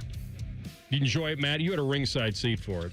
Yeah, you and Baker kind of getting into the playoff, college football playoff, deserving versus good losses and bad losses and how many. But I think what that shined a light on as I was warming up my rotisserie chicken, a little Cholula hot sauce on there, AR, was I think there's people in the committee room that feel different ways about different things. And I think that's kind of the beauty of the college football playoff is you can see things one way about good losses or, good wins or were these good wins or whatever. And Ryan Baker can be in that committee room and see it completely differently. The argument we had was that I don't believe that 1 is always better than 2, meaning losses. I don't agree with that. I don't think I can look at a team with 2 losses and a team with 1 loss and jump to the automatic conclusion that that team is better. I can't. Because if they didn't play the same competition as the team that had the 2 losses, or dare I even say it 3, and I'm not really, 3 is a stretch, but it depends who you lost to, where the games were, how the games looked, and do you have any other wins to support you on the other side of your schedule? Like, I cannot say, and I'll even say this about Indiana a year ago. They didn't beat anybody. They were thumping people, but they didn't beat anybody. Schedule was light. Yeah. So you can't tell me that you knew exactly what they were made of. Now, they were kind of the little engine that could. We haven't seen them a lot. They were a great story. Signetti was a polarizing coach. Yeah. It had that feel of this is so new, we got to see how this story ends. Like that if we don't let him in, we're robbing the nation of this story that might be a great underdog Cinderella thing. Mm-hmm. But I just don't like, and there's no way to cure this because nobody plays the same schedule, so I wouldn't know, and there's not enough parity. This isn't the NFL. So, but to automatically say that the team with 2 losses is less deserving than the team with 1 loss, I think is just way too generic for me. I don't think Baker was really caught up in the 2-loss teams as much as like the 3-loss teams. I think that's where he gets a little queasy about those teams being in the dance and having a chance to play for a national championship. And I'm kind of with him on that. But yeah, that's why, some people in the committee room go to strength of schedule or, the eye test and all of that. There's so much that factors into this. And that's why I like that we have humans involved with this rather than just the computer system. I do like that element of it. I happen to think that expanding this thing isn't necessarily a good thing for the sport. It doesn't do much for me as a fan as far as, hey, these teams really getting after it when it really matters most, and just throwing a bracket on a screen, and that's supposed to make me feel better. That doesn't move me. It's just so hard to be for perfection, and I'm not saying you got to be undefeated, but if you have enough on your schedule that absolves you of 2 losses, meaning I'll take Oklahoma, like their one loss, like they lost to Ole Miss. I know they lost to Texas too, but they lost to Ole Miss. And so let's say they had the Notre Dame schedule where they didn't have enough. Then I would say, okay, well, you just didn't have enough for me to know who you are. But they did beat Tennessee on the road. They did beat Bama on the road. They did beat Missouri. They beat Michigan when people thought they were decent. They beat Auburn when people thought they were a top 25 team. I know that's how you parcel it out. Sometimes it's hard to know teams that come in with a preseason ranking and you beat them, and then you knock them down, so you're defeating your own argument, right? If you beat a ranked team, they're going to lose ground, and that's all I'm saying. You don't know. And Oklahoma had 2 losses last year. They got in, and they wound up losing that was a year ago. They wound up losing to Bama. That sounds right about that? That sounds right. Yeah, okay. Anyway, right. that's all. Or last year, yeah. So, all right. We were going to talk about teams in the NFL. That was this year, AR. Yeah, that was this year. Yep. Right. So, see, it's all a blur now. But that was my point is they had enough to support themselves, and Notre Dame didn't. They just didn't. They did. All right. So, where are we on? Let's attack this first, Manny, if you don't mind. This Browns offensive line, because one of these guys I think might be a change of scenario guy, a guy that needs it. I mean, have you seen, well, I know you have, this was the other question you could throw to Myles Garrett. Have you seen your own offensive line? You just talked about what's next, winning a Super Bowl. Have you seen your squad here? Because I'm wondering, whoever gets this quarterback job, how they're going to even be upright. Like this is no team since 1970 has lost its entire starting offensive line in the same offseason. Is that going to happen to the Cleveland Browns? Seems like it's headed that way, especially after the news yesterday with Wyatt Teller, right? He throws out an announcement on social media that he won't be back. We had, I think, a couple of weeks ago, Joe Batonio throwing out the same thing. And these guys are veterans now. Their availability was in question over the last couple of years, which I understand. But, their body of work throughout their career showed us that when they were right and healthy, that those guys can be productive offensive linemen. So you bringing up that we may have to reset for the Brownies with a completely different unit, that's spooky season for me. If I'm a Browns fan, and you touched on it, if I'm a quarterback in that room, Shador specifically, like as a guy that feels like he's going to have a chance to really prove he could be the guy, that's not where you want to be. And especially you don't have a quarterback room that has athletic quarterbacks in it that can get away from pressure at a pretty high clip the way some of these other quarterbacks do. And so those guys can't love that, but specifically Todd Monken. Because the foundation of a team, if you really want to hit the ground running as a head coach, is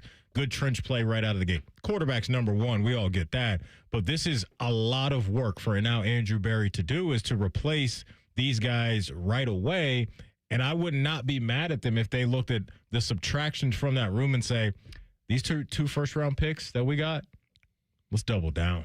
Let's double down. Double down on offensive linemen right out of the gate. Like, you can want a Cardell Tate and a Mekhi Lemon and a Tyson from Arizona State. Those are the fun toys. But those guys won't be able to get busy if these guys up front can't hold up. And so some vets now out, and they got holes to fill, AR, at a really important unit on their roster. Yeah, I mean, the good news is the Browns know all about trying to rebuild. Like, that's not going to be a new scenario for them. Batonio is weird for me because I think he's a free agent this year, and he might be one of those guys that you and I look at and say, well, I don't know, maybe the change of scenery is right for him. Maybe that's a guy who's played his entire career there and been to the playoffs only twice, and that it would make a lot of sense for as a one-year kind of plug-in to a playoff contender for him that needs an upgrade. And I think he might be a change of scenario guy, scenery guy. Yeah, sorry, AR, but, Todd Monken may have alluded to these changes coming. Remember when he said it is out-of-the-gate press conference, we got to build this thing from the ground up. And that was eye-opening to me. And not that it was anything that I thought was different. Like, he was wrong because I thought the Browns' offense was complete at the moment. But I think that was a head coach letting us know that there's going to be a lot of change coming and that we got a lot of work to do. And so this is going to be a massive offseason, I think, via the draft offensively for the Browns, because if you're a free agent right now, that is a guy either trying to chase, a big bag or a guy that's trying to chase team success on that side of the ball. I don't know if Cleveland's going to be a landing spot for a lot of guys. Yeah, this is going to get really weird if Carnell Tate is there, because a lot of teams would be like, well, wait a minute, if he's going to be the guy we think he can be, then how do you pass on him? I'm with you. I don't care. I need to build that from inside out. Yeah. This is not a team that's a receiver away. I mean, You'd love to have him. It's a luxury item that is only going to Band-Aid something, right? Every now and then he's going to catch some touchdowns. It's going to be good, but I would not be opposed to going your route with this. I mean, Carnell Tate could elevate their receiver. And by the way, their receiver room also needs something. I'm not saying that I would ignore that. Yeah, you know what? I don't think they want to be. Go ahead. I don't know if I'd prioritize it with the first pick. No, I hear you, man. And I don't know if you want to be living in a world where Jerry Jeudy is your number one wide receiver again. I just don't think that's where they need to be. I think he can help you out as a complimentary receiver at this point in his career. And look, maybe what can happen is you can take an offensive lineman with their first pick. Maybe there's a receiver you take with your second one, and then you come back around with your second, third round picks and just keep throwing things at the wall at offensive line. But that's where you have to go. But for me, I've kind of shifted my mindset now to them doubling down on offensive linemen in the first round and building from there. You know what really sucked for them? Yeah. And I don't know how their board is, and I don't know how they've scouted it. But if the Browns take a receiver at 6, and they see offensive linemen start coming off the board, where do they pick next? 24? 24. Okay. That's a problem. That is not something you want to see. If they feel that their offensive linemen are worthy of being picked at 6, that'd be the other problem. And I don't know that yet. But if your teams in your own division, if Cincinnati or Pittsburgh, and you see teams in your own division taking the offensive lineman that you like, not good. Completely agree. Our guy, Charles Davis, he threw out his mock draft today, AR, and it's over at NFL.com if you want to check it out. He's got the Brownies at 6 taking Mekhi Lemon. So he's going wide receiver first and then offensive lineman at 24. So he clearly feels like there's enough depth for them, good enough depth for them to wait and come back. But, man, like I'd go the other way. Like I know that they need weaponry in a bad way. But to your point, how much can those weapons do if nobody up front can block? And then I'd even debate whether he's the number one receiver over Tate. Unless he says Tyson. Unless he thinks Tate's gone. He has. I wouldn't think so. Let me see what he has. No, he doesn't. He's got Mendoza, Arvell, Reese, 1 and 2. Right before the Brownies, he's got the Giants taking an offensive tackle out of Utah. This is going to be fun when we get to April. All right, we're going to come back, and this story is kind of taken off because there is a star player who's essentially coaching himself. We'll tell you what that means next. Rothman and Ice on the Fan. We're known for 3 things: games, conversation, and common man yelling about things only he cares about. The Fan, Ohio's sports destination. I'm back to doing what I love and more, thanks to the Good Feet store. Are you struggling with bad feet? Hi, it's Mike from the Good Feet store. I'd like you to hear what Kelsey, a kinesiologist, has to say about how your feet can affect your entire body. When the foot's placed in the ideal position, everything else up the kinetic chain works better. You have better balance, more energy, you're going to feel better. Being able to move freely means everything to me, and good movement starts with the feet. What I really like about the Good Feet system is that they support all 4 arches in the foot.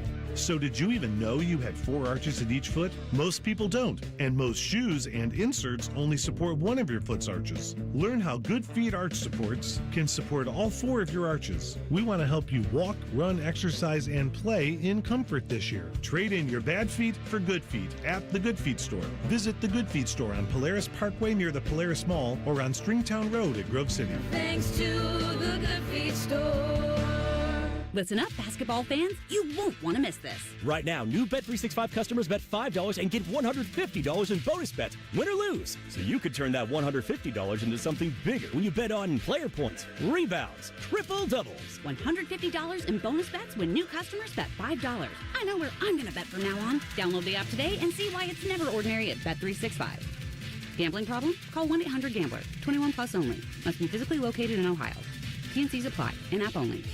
Below freezing? Fire up the grill. At Billiards Plus, the grilling season never ends. While you're grill shopping, you'll love browsing Central Ohio's largest selection of pool tables, game furniture, and shuffleboard. Family owned and operated. Billiards Plus on Dublin Center Drive in Dublin. It's truck season at Germain Toyota, and the deals are about as tough as the trucks. Get into a new 2026 Toyota Tundra with $299% financing for up to 72 months plus $1,000 in Toyota Financial Services finance cash, or at least a 2026 Tacoma SR5 for just $289 a month for 39 months, 10,000 miles per year, and $36.99 due at signing. Power, reliability, and offers that work as hard as you do. Visit Germain Toyota on the corner of I-70 and Bryce Road, or check them out online at germaintoyota.net. Hey everybody, it's Jeremy Birmingham Berm from the Austin and Berm Show on 97.1 The Fan. I hit maintenance mode after dropping 35 pounds with Awaken 180. The Awaken 180 coaches made it simple. Now pizza and ice cream are back, but the cravings aren't. That's a complete mindset shift. Awaken180weightloss.com. At Metal Supermarkets, we're all about getting you and your crew to quit in time sooner. That's why our service is a cut above. You see, no matter the project, we'll get you to the right metal, shape, and grade. Cut to any size, ready real fast. And yeah, we'll deliver, leaving plenty of time for the important things, like opening an ice-cold can of aluminum. Metal Supermarkets, the convenience store for metal. Can't get enough of your favorite fan content? Good news, we're on all the digitals. Follow 971 The Fan on X, Facebook, YouTube, The Talk, and Gram. Your digital home for endless shenanigans. The Fan. And now, Public Education Matters with Ohio Education Association President Jeff Wensing. 1 in 5 children in our state face hunger. That's more than 500,000 kids. And many Ohio educators continue to dig deep into their own wallets to make sure their students are fed. Please stand with us to make sure all Ohio students can get the food they need so they can focus on learning and reach their full potential. Public Education Matters, brought to you by the Ohio Education Association. February is Children's Dental Health Month, so make sure you make an appointment for your child to visit an Ohio Dental Association member dentist. ODA member dentists are located throughout the state and are dedicated to providing the highest quality dental care, are bound by the highest ethical standards, and have access to superior ongoing education and training. On your next visit, ask if your child's dentist is a member of the Ohio Dental Association and American Dental Association, so you know you're being treated by the best. To find an ODA dentist in your area, visit ODA.org. Fan weather. From the Logan AC and Heat Services Weather Center. We are tracking mostly cloudy skies and highs up into the lower 60s here once again. However, we are also tracking some showers and thunderstorms developing here for this afternoon and evening.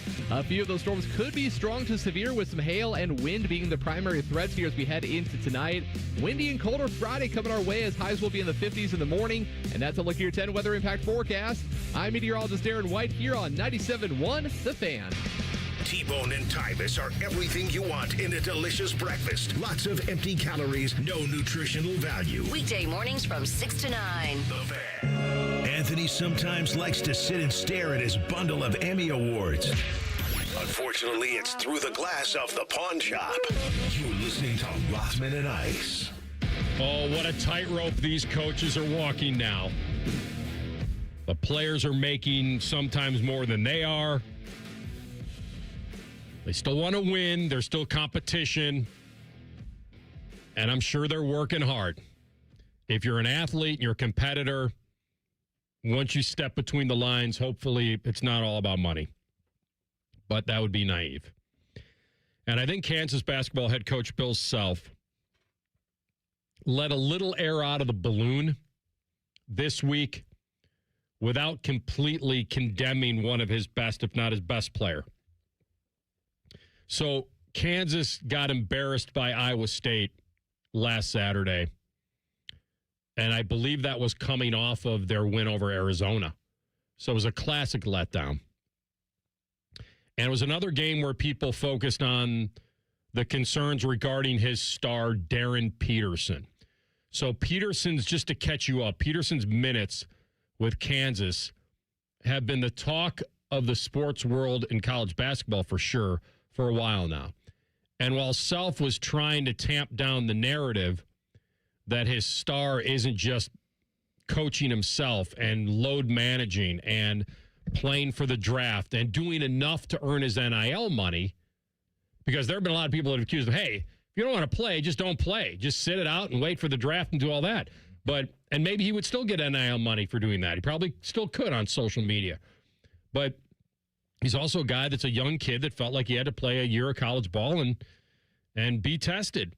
So I don't really know the truth here. There have been a lot of narratives that have been going around on what happened. Is he ill?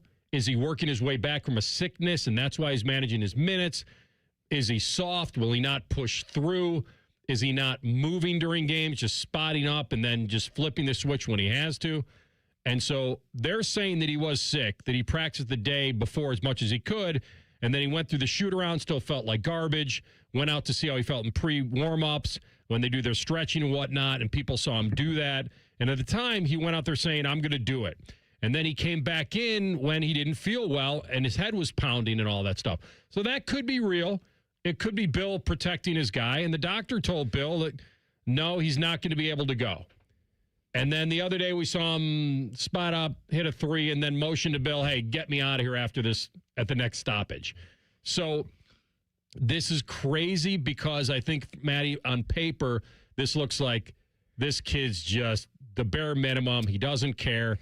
And I don't see it all the way through, but it's hard to ignore what's happening. We don't know everything, but I can't knock people that look at him at this point here at the back end-ish of February and think, oh, this guy's protecting his draft stock. Because if you haven't watched Darryn Peterson to this point, this guy may be the number one pick in the draft. He's that talented. Like, he is that good. This freshman class around college basketball is absolutely electric. These dudes are out of their mind good this year, but it's just always something with this guy. And if you are an NBA GM, if you're an NBA scout, heck, if you're the NBA owner that's got to cut these checks, you got to make a big-time decision and figure out what this guy is really about and how he's wired. And so maybe this is a guy that looks around the college landscape, and maybe this isn't as important to him as it is to get to the NBA and become a star there. Him tapping out of the game last night, obviously not a good look.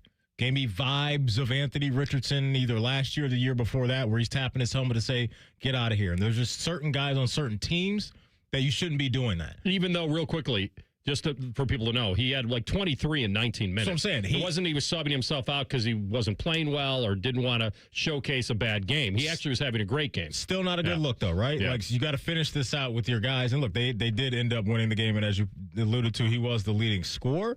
But, man, there's just a lot of questions surrounding him. AR, and it's unfortunate because it should just be about this dude hooping and his what looks to be, maybe a chance to have that generational talent kind of payoff and that hype payoff for him in years to come in the NBA. But another thing that's not a great look for him either is on the same night, you had the Arkansas and Alabama game, which was a banger of a game that goes to double overtime. Yeah. And Acuff, the freshman for Arkansas, is playing 50 minutes in the game and dropping 49 and gutting through. Hey, of course he's tired and all that stuff. And so those are the kind of games you can play with yourself in a bad way, is that you have these guys that are going to be lottery picks along with you. And when they're going out and not only putting on performances like Acuff did last night, but you're also having a guy play 50 minutes in a game, maybe there's going to be a GM and owner that would say, we'd rather have that guy than dealing with some of these, questionable things going on with Peterson. All right, so I think both things can be true. There's a 19-year-old kid, young kid. There may be a chance that he doesn't want to risk the hammy and the ankle issues that he's fought through. And just if you're keeping score at home, he's missed 11 games so far this season. Just 11 games. And Kansas is still 20-6, so that's good coaching on Bill Self and good hooping by his players. So is it NBA load management where he doesn't want to kill himself before he gets in the league? Or is it what I just said, which is he's had some minor stuff, hammy, ankle, had the flu, talked about the ongoing cramping. Is he not in the best shape? I don't know. Don't you want to see him gut through some of those things if he can, AR, as an owner of an NBA team? Don't you want, especially if you're going to take him number one overall, don't you want a little bit of that in your guy? And not because it would concern me. Who's to say this is going to go away in the NBA, right? Like, oh, you know what? I'm not feeling good today. No, if anything, he's going to get more money, and it would be more reason for him not. That's the word. I don't know how you question his competitiveness. I'll tell you where you could do it. And this is where it's going to be. This is my prediction, and I don't know if this will be true. That he flips the switch in the tournament, doesn't do this garbage, because now you're in one and done season. And does he have 6 games in him to do a short-term audition for the NBA and say, okay, now I'm feeling better. It was the flu. I wasn't 100%. I wanted to go, but I couldn't. I started warming up. I got a migraine. I didn't play through it because I thought I hurt the team. I was more of a liability than an asset. He can be coached to say the right things. But the proof of this is in the watching.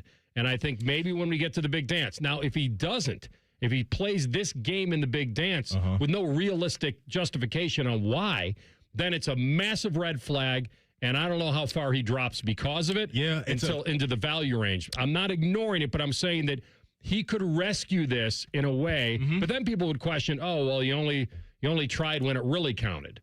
Right. So I don't know. Here's what I think, too, is while I'm questioning some of these things and whether he would slide a little bit here, slide a little bit there, sports has shown us that guys that are this talented, they're going to get the benefit of the doubt. Because now you've got all these teams in the NBA that are tanking to get a guy like Darryn Peterson. I don't think it's to a point right now to where he's completely turned those teams off. So they're going to bet on the upside. They're going to bet on how good he really is because he is an absolute star in the making. And they're going to look at him and say, man, if you're the Wizards or the Kings or one of these bad teams, we didn't come this far to pass on a guy like Darryn Peterson. We're taking this guy. All right. I want to play this real fast, TLC. Because I think this is calculated, but it's also risky. Kansas coach Bill Self, I believe, hearing this soundbite, is no longer defending his star's inconsistency. You guys have kind of had this a couple of times now where Darryn has a really strong first half and then isn't able to go the rest of the game. Just how have you sort of navigated that and what challenges does that maybe present? Well, we've had it more than a couple of times. And I didn't anticipate that tonight at all. I thought he was good to go. But obviously, we only got 18 minutes out of him. You know, that's disappointing because he could have had a really big night. But, one thing about it is it's happened often enough that our guys have learned to play without him, even though that's not the way we want to play. But that's certainly something that we're not unaccustomed to right now. That's big. That last part right there. That's big. He didn't protect him at all. No. He didn't say, listen, he had a big night. He's dealing with something that I'm not going to talk to you guys about. He and I have a good idea of what's happening and how we're going to manage this. We're working his way back to you, babe. He's coming. I feel like he could have said, we're managing this the proper way because we want him at 100% when we need him the most. He said none of that. Yeah, he's a little fed up. He's a little fed up. And sometimes a guy can be really, really good at doing something, but you just have all these floating things around you as a program that are unnecessary and can be distractions. And you're going to hop behind a microphone and get in front of a camera sometimes and let out your true feelings. And I think Bill Self did a little bit of that there. Similar, maybe not an apples-to-apples comparison, but, TLC's football team, they were done with George Pickens. We know how talented the guy is, but over time, when you're just dealing with stuff, you get to a point where you're just like, okay, we're ready to move on. And he went to Dallas and had a great year, but now Bill Self is almost 30 games into a season, and you're having to deal with, as a coach, game planning around your star player not being there. Can understand why any coach will get frustrated. The positive, he said, was that we're used to it. That's not good. Not what you want, man. We're going to come back in 2 minutes and ask our guy, Dan Dockich, the same question. And also, the Buckeyes with a big win over the Badgers. How much does he believe in them now? You'll find out in 2 minutes. Rothman and Ice and the Fan. Sex, intimacy, love. These three things are critical to a good relationship, and that's the problem with erectile dysfunction. It often destroys sexual enjoyment and intimacy. It stresses the love between partners, often to the breaking point. This is Jeff for Tri-State Men's Health, and if you're suffering with ED, you likely know exactly what I'm talking about. But I also want you to know that ED doesn't have to impact your relationship anymore. At Tri-State Men's Health, we're ED experts with our focus on men's sexual health. We've treated tens of thousands of men and have treatments that are effective in well over 90% of cases. I promise you, if you're like most guys, you can get your sex life back, perhaps even performing like you haven't in years. So if ED is affecting you, it's time to get back to better sex, better intimacy, and deeper love. Call us. Just $99 gets you blood work, a medical consult, and if medically advised, a test dose. And if that test dose doesn't work in the office, your visit is free. Call 800-900-9654 or go to tristatemenshealth.com. Germain Honda of Dublin cares about your vehicle and your time, and they do that with same-day service with no appointment necessary. Sell them your vehicle at their buying center and get paid as soon as the same day. Shop great lease and finance offers on all the Honda favorites, like the Passport, the Odyssey, and the redesigned Pilot. Service it, sell it, or drive something new. Germain Honda of Dublin on Sawmill Road, just south of 270, or online at germainhondaofdublin.com. Getting cold feet? Call Care Heating and Cooling and we'll fix your furnace fast. Call 1-800-COOLING. This is Corey Sickles with Safe Harbor Wealth Advisors. We are an independent financial planning firm ready to help you make the right decision for yourself, your family, and your future. Visit safeharboroh.com to schedule a complimentary meeting. safeharboroh.com.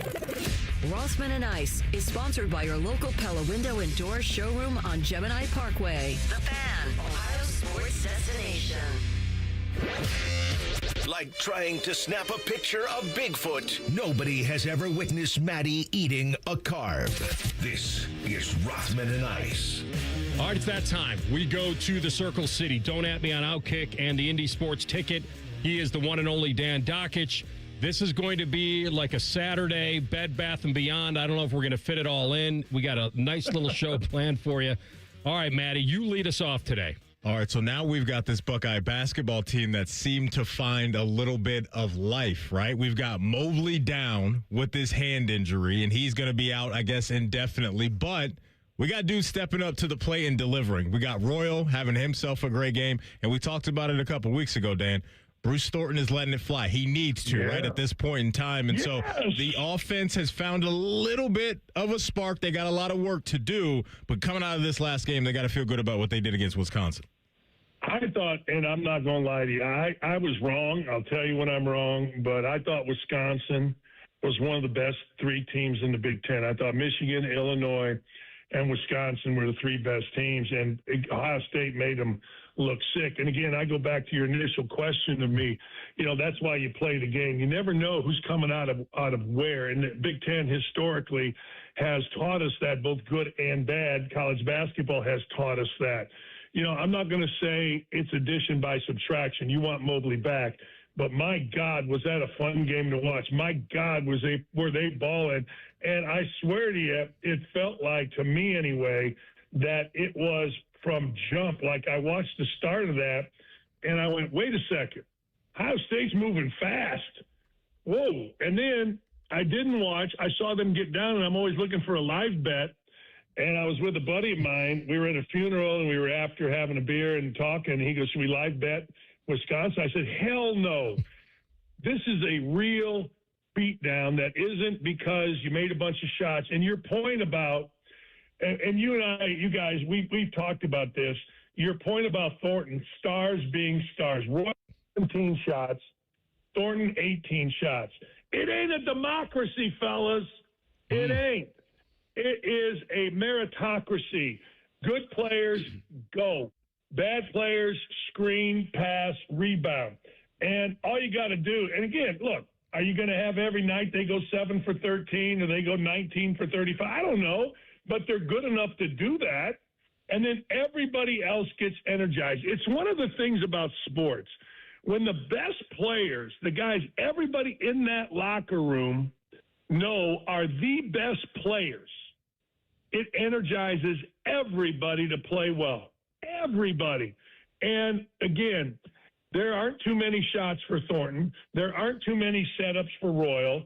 There's not too many. And then a guy like Bynum plays well. Chapman play. I mean, it was so much fun to watch. So the idea of not making a tournament, suck it. Make the tournament and play like that. And then you'll see the energizing of Ohio State basketball. Winning, energize. Hey, look, Anthony, you've seen this. I mean, look at Indiana football. You start winning, next thing you know, it's insanity. So, no, man, that was so much fun. I love Thornton. Just keep shooting. 27 a night. Figure it out later. Stars, stars, stars. Let's go. I'm with you on the momentum. I've always been about the big dance and getting in and what that creates, even if it's short-lived. That's the beauty of that tournament, is you never know what could happen. And if you're a team if someone's taking you lightly, then that's even more of a weapon to you. And that's the crapshoot of it. You and I have been around long enough to know. What does Jake need from Christoph Tilley every night? You just talked about grow players, this, that. I saw him, he obviously gets in the post.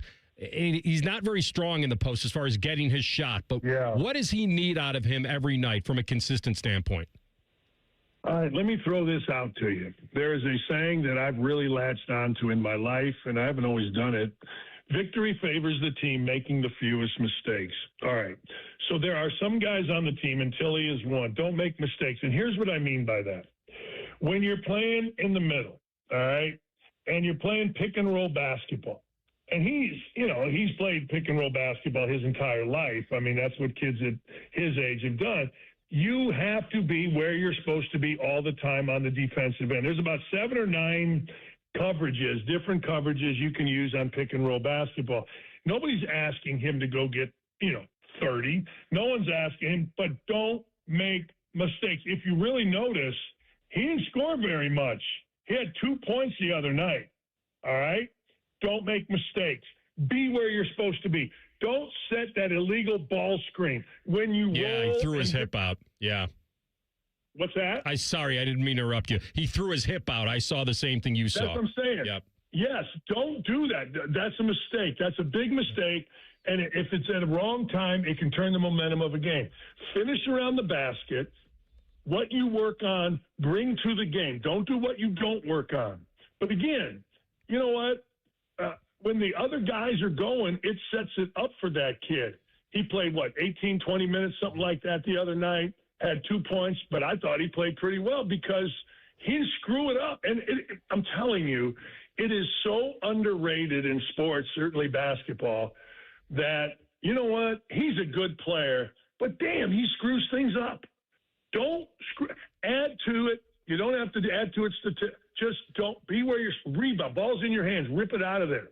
Be in help side early. Show your hands on a driver. I mean, just be big and don't F it up. I hear you. Let's talk about Darryn Peterson, because coming out of last night, man, he is on the hot seat. And Bill Self seemed a little frustrated at his post-game press conference yesterday, but just watching him all year and kind of following the breadcrumbs of who he is as a player, maybe, Dan, how he's wired. What are your thoughts on what you saw last night with him taking himself out of the game? I can't believe it, man. Honest to God, I get it. You're thinking big, but you're playing in the game, and it's a big – I don't get it, and I hate it because his dad, Darryl, I think I've told you guys, was a tough-ass player I coached against at Dayton. He was from Cincinnati, undersized, really productive in AAU. He goes, and he's as tough a dude on the block, playing through injury as I maybe ever coached against. And he was really, I don't know if he's a 1,500, 1,800 point a game scorer. And by all accounts, his dad, mom have been a great influence on this kid. Academics are important, never in trouble, works his brains out. But I don't know. I don't think the NBA is going to worry about it, though. They're going to say, he got bad advice. He was young, all that. But, man, if you're Bill Self, at some point, I don't know, do you have to stand up? My answer is yes, but I'm dumb. He's a Hall of Fame coach. He's got more money than he'll ever spend. I think at this point, when a dude just takes himself out, because here's the deal, and I said this earlier about Ohio State, players know. Coaches may try to make excuses, fans may try to hate or love, but players in that locker room know who's real, who's not, what's real, what's not. And you can't tell me, if you go to Kansas and play basketball, you are a damn good basketball player. You're an elite player with an elite basketball brain that's tough as hell. And here's a guy that you see in your life. It's got to bother you. And, again, I always go back to this. People ask me, well, can Kansas make a run? Sure, everybody can make a run. But Brad Stevens told me this, his secret sauce to Butler getting to 2 championship games, and I've always held on to this, everybody in the building moving in the same direction. Everybody in Hinkle Fieldhouse on campus moving it. You can't tell me that Kansas in that locker room is moving in the same direction, because I'll be honest with you, fellas, if I was in that locker room, I'd be like, F this guy. I mean, go make your millions. Go do your thing, man. But get the hell out of here. Let's go. Let's be Kansas. Let's have some pride, because right now that's in question, I think. Don't you guys? It is, but I want to know. I don't know what to I want to truly believe that, yeah, he's soft or he's load managing on a personal level or whatever he's doing. But then there's this narrative out there that, he had been sick and he was trying to work back from. What do you truly believe is going on? Does he feel like crap or not? I think he's getting bad advice. Okay. I think load management. Kevin Pritchard, the general manager of the Pacers, texted me, and he went to Kansas, and he was out there at a Kansas game. He goes, "Hey, Dan, do you have any insight into what's going on here through people at ESPN or people you worked with?" Now, this is a guy that played on a national championship team, is the general manager of an NBA team, and he doesn't know. Or at least he's acting like he doesn't know, but he texts me out of the blue after being there that weekend. So, honest to God, anybody that says they know, I defer to what Kevin Pritchard, who's as tied into that program historically as anybody, and in the NBA, and has access to scouts and private investigators and whatever you want. Guys, he literally, hey, Dan, you got any insight? I go, Kevin, you're asking me? You're Mr. Kansas, you and Danny Manning. Like, what are you asking me for? This is what I want to believe. I'll tell you what I want to I want to believe that he's going to flip the switch when they get into the one-and-done season. Like, he's going to do it. He's going to put on a short-term audition when it counts the most. He's managing this, but I want to believe that in my heart, because Self talked about it last night. He was like, what happens when we get in the tournament? Well, you're the coach. I don't know. I feel like he's going to flip the switch. The player, I do.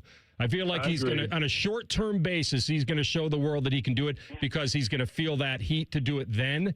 And you're right. He's probably managing it up to this point. All right, here's your social experiment for the week. Does Dan Dakich tip on the amount of the bill or the service he received? No. Dan Dakich tips massively. I have a thing. This is my thing. You know what? People with bad service, I give at minimum 25%, mostly more than that, and I'll tell you why. God's been good to me, really good to me. He's blessed me, and I want to spread that. A lot of people tithe to their church and all that kind of stuff, and I get that. I just don't trust people. I want to see the person that I'm giving money to. I can get bad service, and you're going to get 20% out of me, maybe 30. I'm not trying to make myself into be this good guy. You ask me a question, I'm giving you my answer. So many times on my Capital One bill, I'll get a thing that says you tipped 45% on this bill. Is this fraudulent? And the answer is no, it's not fraudulent. It's what we do. I do it. My wife does. It's our thing. It is our thing. And I'm not one of those that's irritated by, when you get your bill, they show you how much you're supposed to tip. I figured this. Somebody's back there, whether it's single mother, single dad, young kid, they're working a job. And you know what? They need it. Our motto is they need it more than we need it. So give it. That's my thing. I like the motivation behind that, my man. All right. Well done. Hang in there. Have a great day. We'll talk to you again soon. See you guys. Thanks. You got it. Double D. Don't at me on Outkick in the Indy Sports Ticket. That's a good reminder. Good reminder. Tip big. Good karma for you. We come back with a Buckeye Bulletin and Jake Diebler coming off the high of beating Wisconsin and get his team refocused quickly. Rothman Ice and the Fan. We're the girthiest radio station in the history of radio. Uncomfortably girthy. This promo is uncomfortable. The Fan, Ohio's girth destination. Craving that rush of freedom in 2026? Grab the Ford Bronco Sport with 2.9% APR and up to $4,500 cash rebates. All credit fits. Pre-qualify online at capitalfordcolumbus.com or visit us in Whitehall. Join us for Diamond Seller's Wedding Weekend, February 27th and 28th. We guarantee the best price year-round, and Wedding Weekend adds an advantage you won't find anywhere else. Enjoy preferred bridal pricing up to 30% off for one weekend only. Visit Diamond Seller February 27th and 28th. Remember the old days when football used to have an off-season? Well, we at the Fan think that really sucked. That's why we bring you Austin and Berm, America's #1 resource for Buckeye football conversation, is voted by Fake Surveys Incorporated. Catch their daily podcast called The Beat and their breaking news podcast, Snap Judgments, as they broadcast live from Roosters on Mondays, and they come right to your house and massage your tender areas. They'll do it all. Austin and Berm on the Fan's YouTube channel and 10 TV+. Attention men, if you wake up and you feel like you got hit by a truck, if your waistband keeps creeping out, if your bedroom game is rated M for missing, you feel it, she notices it, and you're not alone. For many guys, this is ED and low testosterone. That's where Columbus Men's Clinic, powered by Men's Pro, comes in. We didn't copy men's health trends. We built a playbook since 2014. Labs in minutes, in-person care for better results, urology-backed science. A recent 54-year-old patient told us, I feel like I'm 30 again. He's crushing it at work and back in the gym, lifting like he did years ago. Oh, in his words, not mine, fun is back in the bedroom. I feel like a beast. Another guy said, they treated me like a person, not a patient. I wish I came in sooner. We have treatments that work for over 92% of men, even when the pills fail. And this month, when you start a treatment plan, your first month is on us. Call 614-300-7400. That's 614-300-7400 or go to columbusmensclinic.com. Working your way through that home projects list, that means more flushes, more showers, more fiddling with the thermostat. Trust the pros at the Waterworks with your plumbing, drain, heating, and cooling needs. Our certified pros can repair or replace your air conditioner or furnace. Clogs? Call the Waterworks. Drain issues? Call the Waterworks. Plumbing problems? Call the Waterworks. HVAC breakdowns? Call the Waterworks. The Waterworks. Trusted and certified plumbing, drain, heating, and cooling experts. Why does it matter to members that Aetna was named a Best Medicare Advantage company by U.S. News & World Report? Because they chose a plan that gives them real support, real people, and real care. We show up with care management that ensures doctors work together on complicated conditions. We show up with the latest in online tools to make healthcare easier to use anytime. We don't show up for awards. We show up for you. And showing up for you is how healthier happens together. I'm Dan Morgan of Morgan & Morgan. Last year, millions of people called us for representation. Why? Because trust grows when you win, and we've won a lot. Over $30 billion and counting. When you call America's largest injury law firm, you're calling a family. You're calling an army, our army. You're calling somebody who will fight for you. Injured? Let our family fight for your family. Morgan & Morgan, forthepeople.com. Morgan & Morgan, Ohio office located at 600 Vine Street, Cincinnati. Prior results do not guarantee a similar outcome.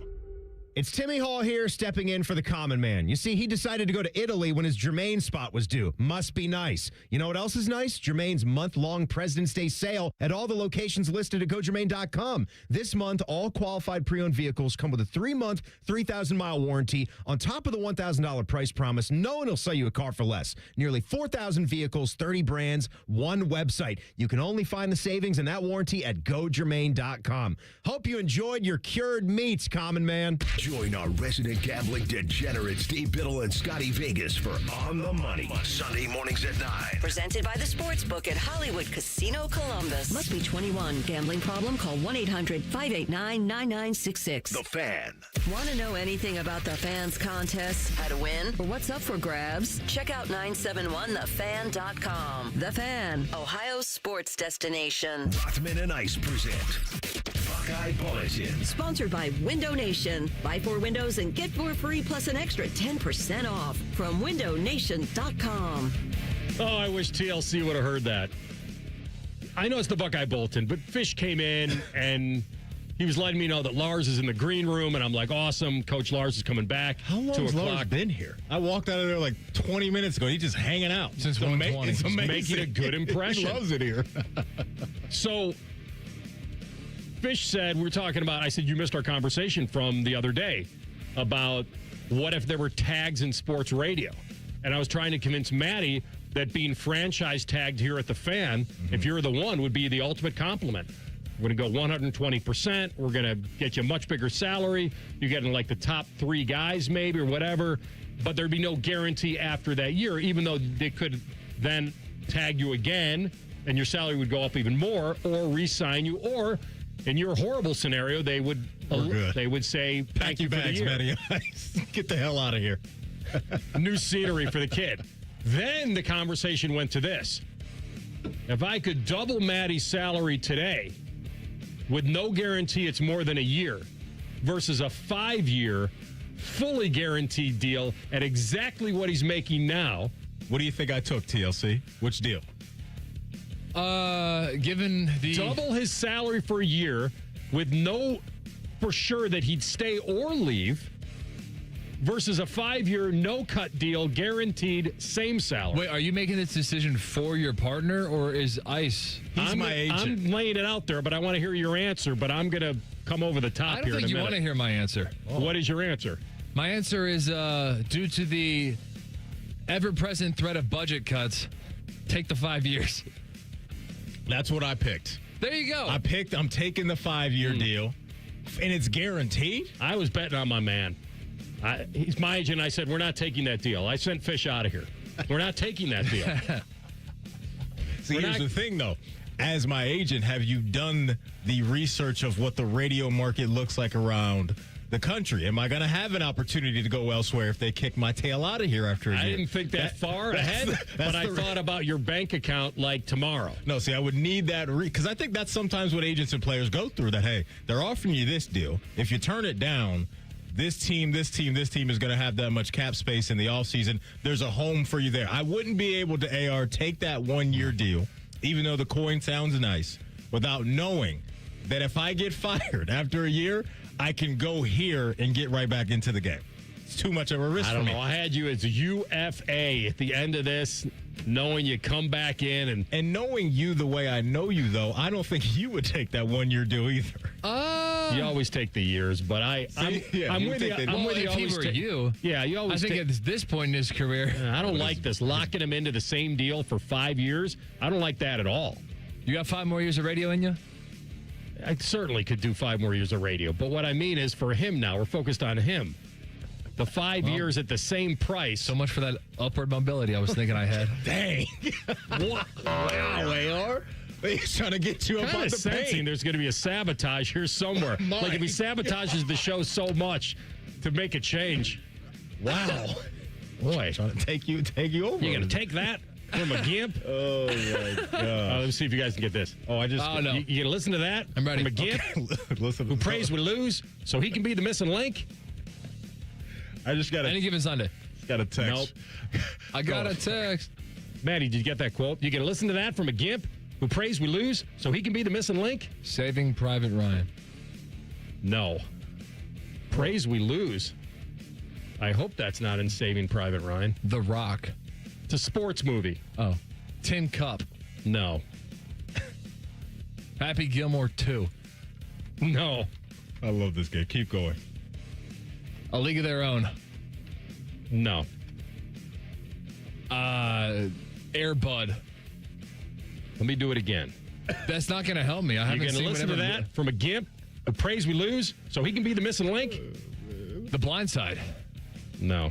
I was somebody with a southern accent. It was somewhat of a southern accent that he gave. Twangy. What sport? Football. Oh, man. Good question, though. Thank you. I'm willing to give you that hint. And I don't, Bobby Boucher. No. Help me. Oh, no? No, that wasn't a Cajun accent. That was Waterboy? That's the best I got.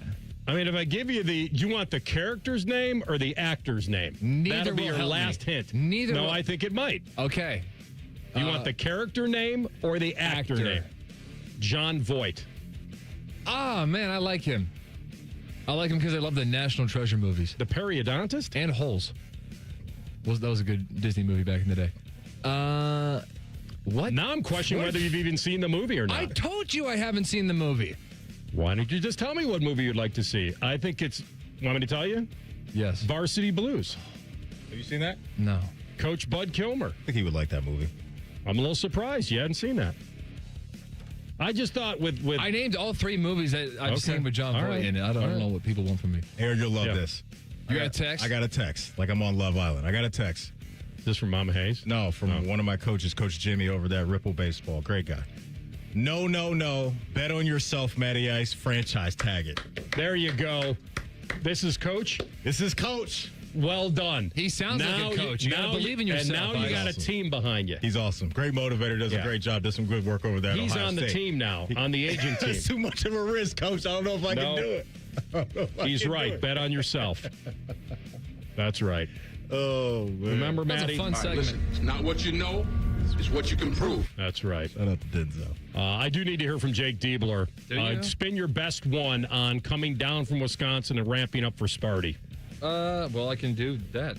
Yeah, we focus on preparing well, and our focus is internal right now. Like, what do we need to do? What can we control? And how can we, do those things at the highest level? We're used to playing in big-time environments. That's life in the Big Ten. We know that place is going to be rocking this weekend.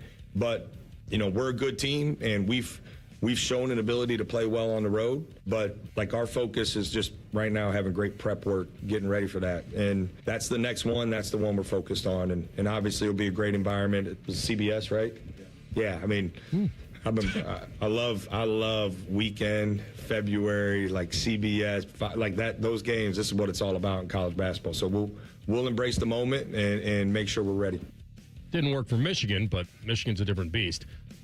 They have a little confidence now. It's what they needed. Yeah. Without Mobley, they needed confidence, and here they go. By the way, real quickly, with that Wisconsin win, future percentage they make the tournament. What is Vegas saying now? 60. No, it's too high. 55. 54. Maddie's closer. You should have stayed with 60. It's right on 60. Always bet on yourself. Oh, where's my theme music? Not my And theme Wesley music. Snipes. You win. The coaches from Ripple are texting. They're listening in. One of them said, we got your back. And, of course, my boy Brian says your laugh is ugly. That's just what I do. Wow. So there's the laugh. Take that, Brian. With friends like these, who needs He's enemies? laughing all the way to the bank with me, though. That's the difference. We're going to come back with Coach Brad Larsen, and we'll hammer out the Olympics. And are we ready for USA Canada? Will we get there? We'll break it all down next. Rothman and Ice and the Fan. Catch the latest from the world of Ohio State athletics. Weeknights at 6 on the Buckeye Show. New special guests and everything scarlet and gray. The Fan. Getting the cold shoulder? Call Care Heating and Cooling and we'll fix your furnace fast. Call 1-800-COOLING.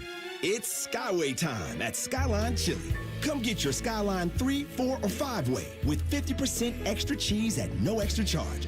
Regular and large ways only at participating Skyline restaurants for a limited time. Bet365 is paying out before the final buzzer. Check out Bet365's unrivaled early payout for basketball. When you bet on a team to win and they take a 20-point lead, you get paid no matter the final score. Forget the final buzzer and start counting that cash. Hold up, you get early payout on parlays too.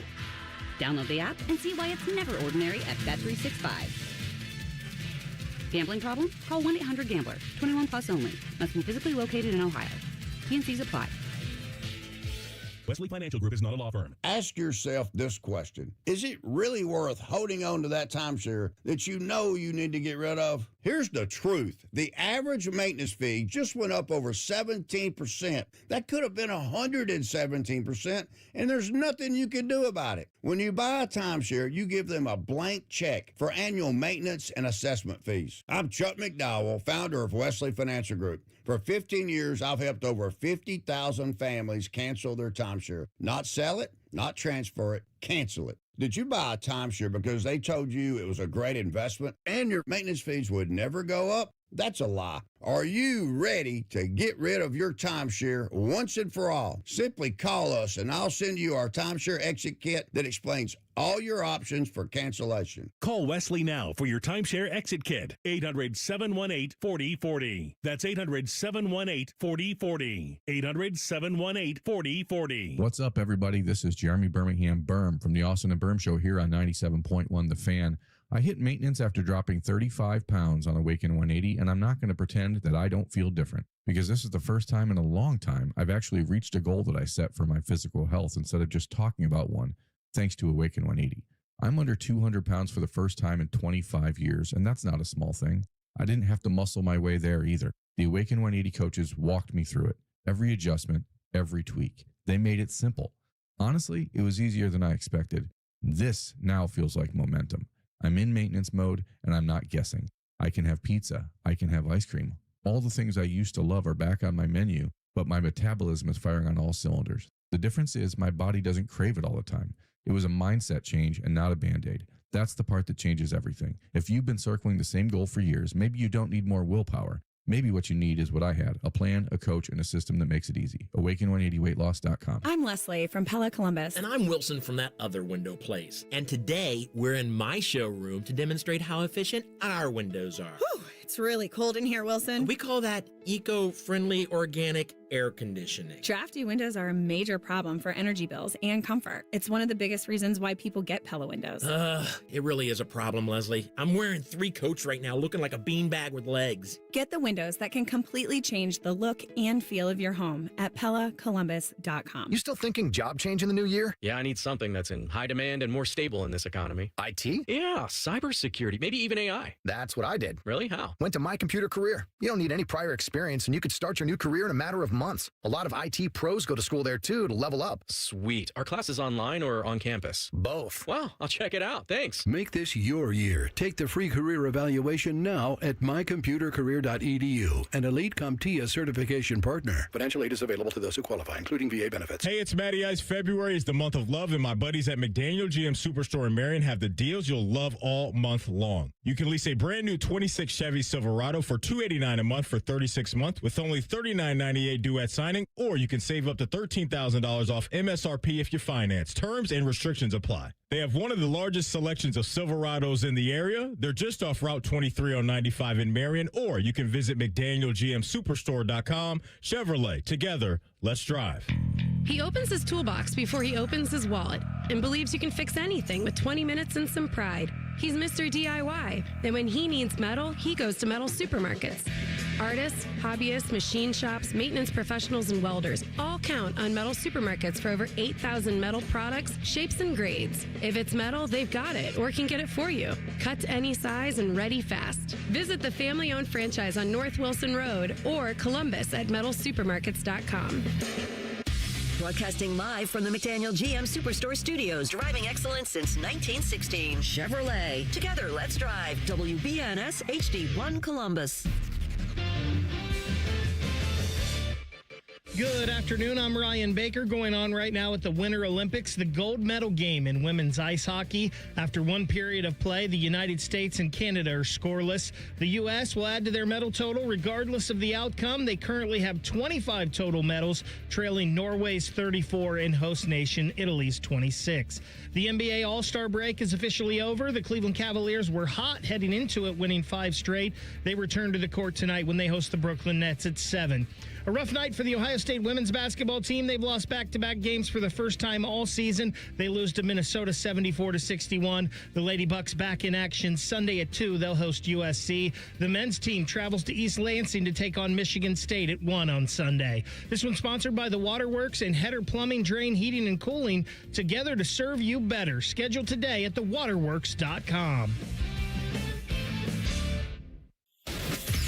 Most shows just skim the surface, but Rothman and Ice feel like the biggest story of the day deserves a closer look. It's time for a deeper dive. Sponsored by Low T Center. Low T Center, reinventing men's healthcare. All right, back at it, final hour. And look, our third wheel is back. It is former Blue Jacket head coach Brad Larsen back in studio. With applause. With applause. Yes, with the laugh track that's coming later. The first time. No, you didn't. No, I did not. No, it doesn't happen on the first audition. And the second one. It's who you know. That's right. Oh, yeah. TLC in there. You got to be a repeat offender. No doubt about it. It's good to see you, my man. Thanks for coming back in. Absolutely. All right. So this was, the fact that both teams won in overtime was pretty epic. You kind of warned us about this, that this wasn't going to be a automatic book it Canada-USA. How do you feel about it now, though? Oh no. I just got the same feel going into the semifinals. The Canada game, I'm watching. Ty was with me watching on the couch, and man, what a game! What a game! It obviously ended the right way, the way I was hoping, but it got tense, right? And the one thing I saw with Canada is they're so deep and they're so dynamic. They have the top scorer, the second top scorer, Celebrini's knocking it out of the park, but I felt they got a bit away from their detail. Right, the reloads, that goal that they went ahead on, they 2 missed assignments in one shift, basically, or shift and a quarter. They give up an odd man rush, and one ends up in the net. And that's the margin I'm talking about. You just can't sleep on it. And even in overtime, you see McDavid and McKinnon trying to change. McDavid goes off. McKinnon falls in the middle of the ice, and then he drifts to the dot lane. They pop it over to the middle, and then Binnington makes a huge save. And 45 seconds later, Mitch Marner does what he does with a beautiful goal. So But that margin, I hope they get back to, because in the first 2 games, you never saw that. They reloaded, reload track. There were 5 guys through the middle of the ice, and you take a shift off just like that, and that could be the end of your tournament and a one and done. So that's going to be the margin here. And you got 2 teams. You got Slovakia who's coming in. They're riding that high, right? They're the Cinderella story right now. You look at their roster, other than a couple guys, I mean, Slavkovsky's having a great tournament there. He's in the top 5 in scoring. You have Dvorsky, who's a young guy who's coming in first full-time in the NHL, but he's I think a top 10 pick for St. Louis. And then it's really a lot of unknowns, right? But they're riding that high of like, hey, we can do it. They can do it. They're one game away from getting to a gold medal game. I want to ask you this. If you were running the show for Team USA right now, the head coach right now for that team, how much of the 4 nations matchup would you go back to try to maybe help you game plan for the next matchup? Is that something that you would rely on and to break down that film, or is this a whole new ball game? A whole new ball game for me. This is a total different environment. The stakes are much higher. The 4 nations, again, we didn't know what was going to come of that. I think we got treated to something really, really special, and it happened completely organically. I don't think anybody thought it was going to be what it is. Now, the Olympics, these guys have been waiting 12 years to get here. McDavid, like, this means so much to them. Quinn Hughes, you heard them talk. It was relief when they won, right? It's not euphoric yet. They're just now in a medal game, or a chance to get into a medal game. By the way, Quinn Hughes, are you kidding me? I mean, this guy is so dynamic. You watch him out there. He controls the game at the highest level here against the best in the world. He is a special player. I said Cale Makar and Quinn Hughes and Zach. Quinn Hughes has got the edge right now. I mean, he is just that good right now. But I believe the same with Canada. It's relief. All right, okay, we made the next step, right? So, and going to these games, you cannot sleep on these teams you're going to be going against. 2 different mindsets, right? One, Team USA, for lack of a better word, blows the lead late, can't seal it up. So now they're going at overtime with a pressure of, I can't believe we're in overtime. Canada has to rescue their third period. They get in. You've been a part of a lot of this. Not at the Olympics and coaching, but the mindset when you know you're an OT and how you have to slice that and put everything in the past. Or are teams like Canada riding the high from tying it up, whereas the USA was having to convince themselves they were okay? Yeah, different scenarios, but you know what's unique? It's 3-on-3. Yeah. This isn't Stanley Cup playoffs where it's 5-on-5 and you can go for 5 periods or 6 periods. Do you like it 3-on-3 in the Olympics? Oh, I did yesterday. If I'm on the bench, it's a very. So I'm playing coach, right? When they're going in, I'm like, all right, it's going to be McDavid, McKinnon, Makar. That's a no-brainer, right? And then it's like, well, Celebrini, he's out there, and you're starting to. Suzuki scored, so who's coming with Taves coming with him? So you're playing kind of armchair coach, and it's a lot of fun, and it worked out for them. But same thing with U.S., they get in. But, yeah, 2 different highs and 2 different lows, no question. You know you're that close to winning that and getting to the medal rounds. But, one's deflated, one's euphoric. But, again, 3-on-3, all bets are off. I mean, you're 1-2-1 away, miss the net, goes back the other way, it's in your net, right? So, again, you saw that they had the first grade A chance against Canada, and he makes the save, and then they make the change. Marner goes down and does what he does. So it's that close. So I think it's a clean slate. I've never been in that situation when it's been the stakes that high at a 3-on-3. Stakes that high, yes, but it's 5-on-5. You take a breath. You rely on your structure. But not 3-on-3. There's so many different dynamics in that. And you're one bounce away, good or bad, from winning or losing that game. So Sidney Crosby had the unfortunate injury the other day, right? And I just couldn't wait to ask you from a coach's perspective, how much do you think these coaches are enjoying watching this process versus being, very pretty tight about this process, right? Because Pittsburgh's going to come out of this with questions about what's Sid going to look like on the other side, depending on how significant the injury is. So just the weight of that from the franchise's perspective right now. Well, yes, I'm sure they're happy for their guys to honor their country, but also realizing we have the second half of the season to go. How do you think these franchises are feeling about these guys suiting up right now at this level? Excited and terrified because you see Sidney Crosby go down, and now we don't know what the injury is. You could speculate. I have my thoughts, but I won't even throw that out. But, yeah, that's major. I mean, every guy on that team is majorly important to their team if they're playing in the NHL. So why do you think there's resistance to having players in the NHL? It's a lose-lose. The league shuts down. Like,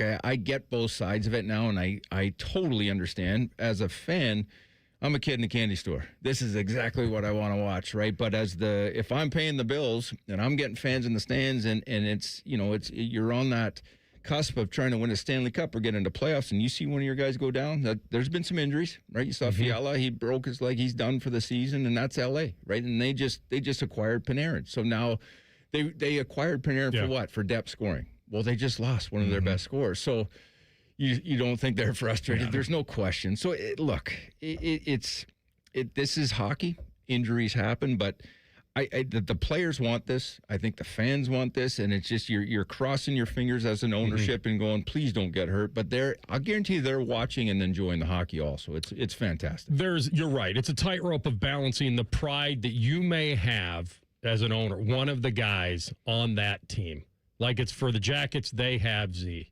And for Latvia, they had Elvis. Like, there's some pride in knowing our guys were good enough to go represent their country.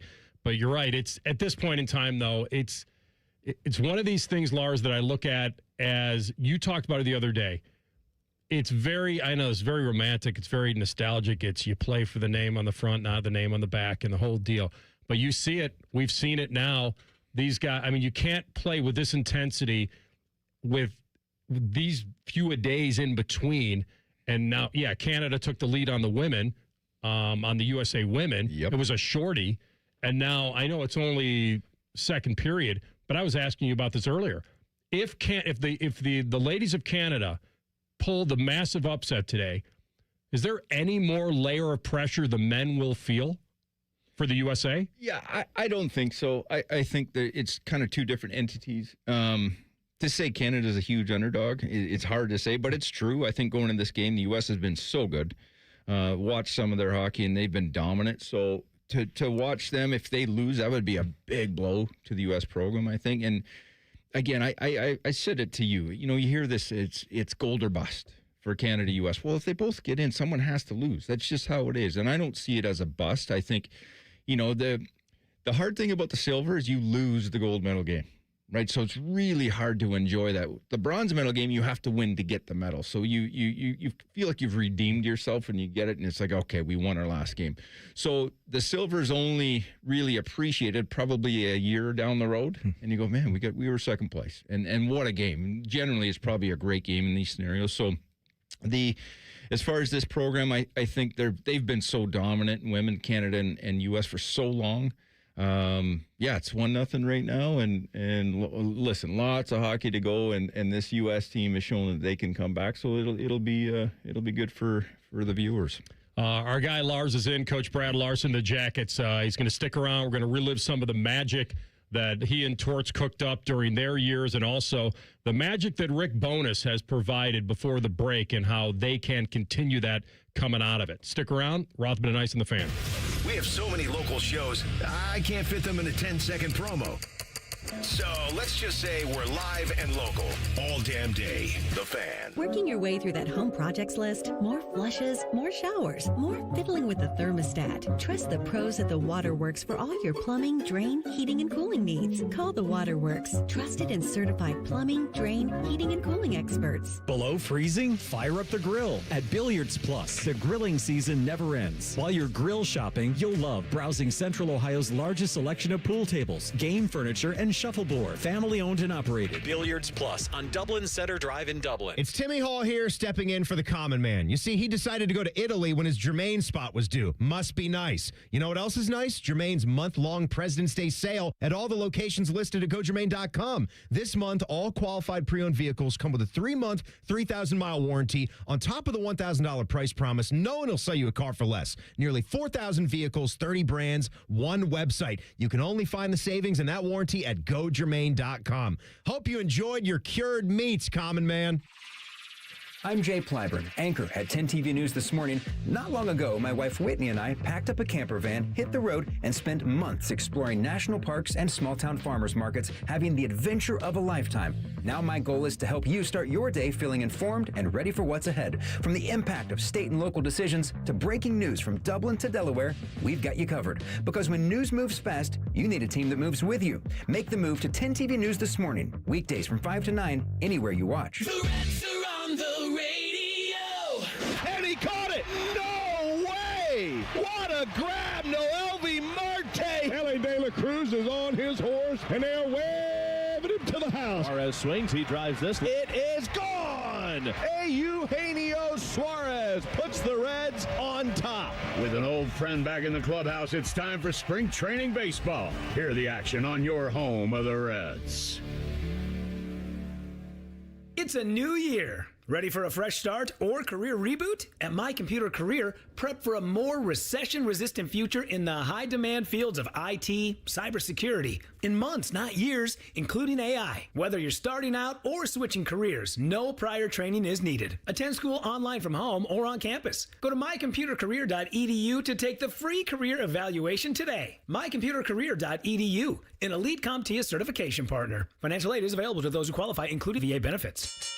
Hello, it's John Kozik, founder and president of TurboTrack Realty, and I buy real estate as is, fast for cash. Call me today for an all-cash offer on any of your properties, and we can close within days at 614-470-2000, 614-470-2000. Do you own a property that's outdated and needs thousands of dollars in repairs? Great, I'll buy it. Give us a call today for an all-cash offer at 614-470-2000, 614-470-2000. Would it be convenient for you if you could simply take what you wanted and leave the rest behind? Great, I'll buy it. I buy vacant properties, inherited homes, divorce situations, death in the family, apartment buildings, commercial properties. I even buy my tenants won't pay me the rent houses. Visit us today at TurboTrackRealty.com or give us a call and speak with one of our friendly staff members at 614-470-2000, 614-470-2000. Email from a listener. What exactly is Common Man and Timmy supposed to be? How can I put this? A couple of immature men who love to have mindless conversation, laugh, and dabble in sports and farts. Weekdays at 3. And there you go, The Fan. Fan weather. From the Logan AC and Heat Services Weather Center. We're looking mostly cloudy and highs into the lower 60s, but showers and storms are in the forecast here for this evening, developing to our west and moving in here this evening, and a few of them could be strong to severe, with hail and wind being the primary concern. And we are tracking windy and colder conditions here for Friday. Temperatures starting off in the 50s and down to the 30s by the evening. And that's a look at your 10 weather impact forecast. I'm meteorologist Darren White here on 97.1 The Fan. We've been your Jackets flagship station since day one. All the goals, all the action, all the memories. Your home for the Columbus Blue Jackets, The Fan, Ohio sports destination. Rothman and Ice present Pre-Snap Reads. Sponsored by Dr. Mark Levy. If you're snoring and not sleeping, call Dr. Mark Levy today at 1-800-MORE-SLEEP. All right, back with our friendly Canadian, Brad Larsen, in studio with us, former Jackets head coach, played in the league a dozen years and won gold with Canada and was a great player himself. Well, Ottawa, Colorado. Slow down. I wanted to keep building the resume for you. Wasn't a great player, but I played. Brad Larsen, he played with great players in his career. Go. Now you nailed played with a lot of great players. I can name a lot of great players I played with. I'm sure you man. All right, well let's go to the schedule real fast. So the schedule is this: the Team USA will play at 3:10 tomorrow against Slovakia. Canada will play in the first game at 10:40 in the morning against Finland. Who has the tougher game? Well, on paper, for me, it's Canada, because you look at that lineup in Finland; they're deep, and everybody not talking. They're missing Barkov. I mean, he is legit. Centerman, but they got Rupa Hintz, Sebastian Aho. They got all NHLers. You got Lundell, who's I know he's questionable. I think he's good. He's been bumped up. Lucic. They're full of NHL roster, right? And they have Rantanen, the one thing you'll see is that they have nobody in the top 15 of scoring, right? So they're very balanced what they're doing, and don't forget Saros in net, okay? And they have a big defense. Their top four with Heiskanen, They got Mikula. They got guys that have won. They've been in pressure situations. They're a team that scares me, to be honest with you, just because they're built, they're big, they're strong. They know it's a small ice. It's an NHL rink. They're not playing on the big ice there. So, and they've been kind of building, just quietly going about their business. So in my opinion, I think Canada has the tougher game. Now, that doesn't mean U.S. has an easy game with Slovakia. They're the Cinderella story right now, and they believe, again, we've talked about it's one game, right? That's all they got to do. They got to perform for one game. And that's why they played these games, and you never know. We're looking ahead. None of these guys can or are, correct? To the USA Canada. or Canada? Yeah, like none of them were even peeking down around the corner, right? Who? USA or Canada, exactly. Like by that game? Yeah. Oh, no. No, listen, they're very, very aware of who they're playing and what's at stake. I mean, I here's one thing I'll say for the Canada game. They needed a game like that. Because they went, 5-1, 5-2, 10-2, right? They beat France. That's their last game. That's a feel-good game, but that doesn't get you ready for the medal rounds here. So I believe I think that'll catch their attention on the focus, because I was talking about a couple things that you notice. Again, just a couple details that maybe lacked, and they got stung. Like Mark Stone on the first goal tries to go from his hash marks cross ice to the far red, gets picked off by Gudas. They go down, drop it down, bang, it's in the back of their net. Right. So it's like, whoa, it's a little bit so you can't get away with that. You start feeling a little bit good. Maybe coming out of the France game 10-2, you got away with a few plays. I think this is a good reset for them. Not that, because it's not an effort thing. Everybody's given effort. That's not the problem. But your details, every shift is important, every face-off. Thing about U.S., like, again, they're snapping the puck back. I've seen 2, 3, 4 face-off goals that they've scored. So, again, every play is important. And I think for Canada, that's going to help them going into this game against Finland. When we talked to you the other day, you mentioned how some of these other countries are starting to throw out a better product, right, out there on the ice, and maybe close the gap a little bit on us and Canada. What have you seen around the world of hockey as to why some of these countries have been able to level up and go out there and do some good things on the ice more times than not now? Well, look at the rosters. They're all NHL players. Mm-hmm. Or there's a lot of guys you don't know, but they're playing in the American Hockey League. They're playing university hockey. They've been playing the North American style of hockey for a long time, and they're coming over earlier. Mm-hmm. They're playing in all these programs. So I remember going to international tournaments when I was 15. I went to Czech Republic for a tournament, right? And you felt like you could push teams out. You used your physicality. You used that kind of Canadian crust. That's no longer there anymore. You're not pushing these guys out of games. They're battle tested. They know the North American style. They know the small ice game versus the big ice game, right? The big ice game is a much different game. But now they've all been playing it. So I think that's really kind of brought the gap, a much smaller gap, I should say. And now you're seeing they're not intimidated anymore. That factor's gone. Mike Sullivan's on the bench for Team USA coaching. Torts is there. You spent so many years with Torts. First, I want to ask you this. How do the Olympians take to a coach that isn't their guy? Like, how is it to coach the best players in the world and not try to overcoach them, because you don't have to technically? Yeah. What is the real idea of how to coach an Olympic team? What have you heard from Torts and others on how they were going to approach these games? Well, I think here's one of the luxuries they had. They had the Four Nations. Okay, so that was a very unique tournament that was played. So all the coaches are the same, right? They had the same coaching staff and 95% of the same players because of some injuries. Same with Canada. So that was a big luxury to have, because the number one thing when you're going into this is systematic stuff, right? Like so they're getting the information. I know both staffs, and I'm sure the Europeans were the same.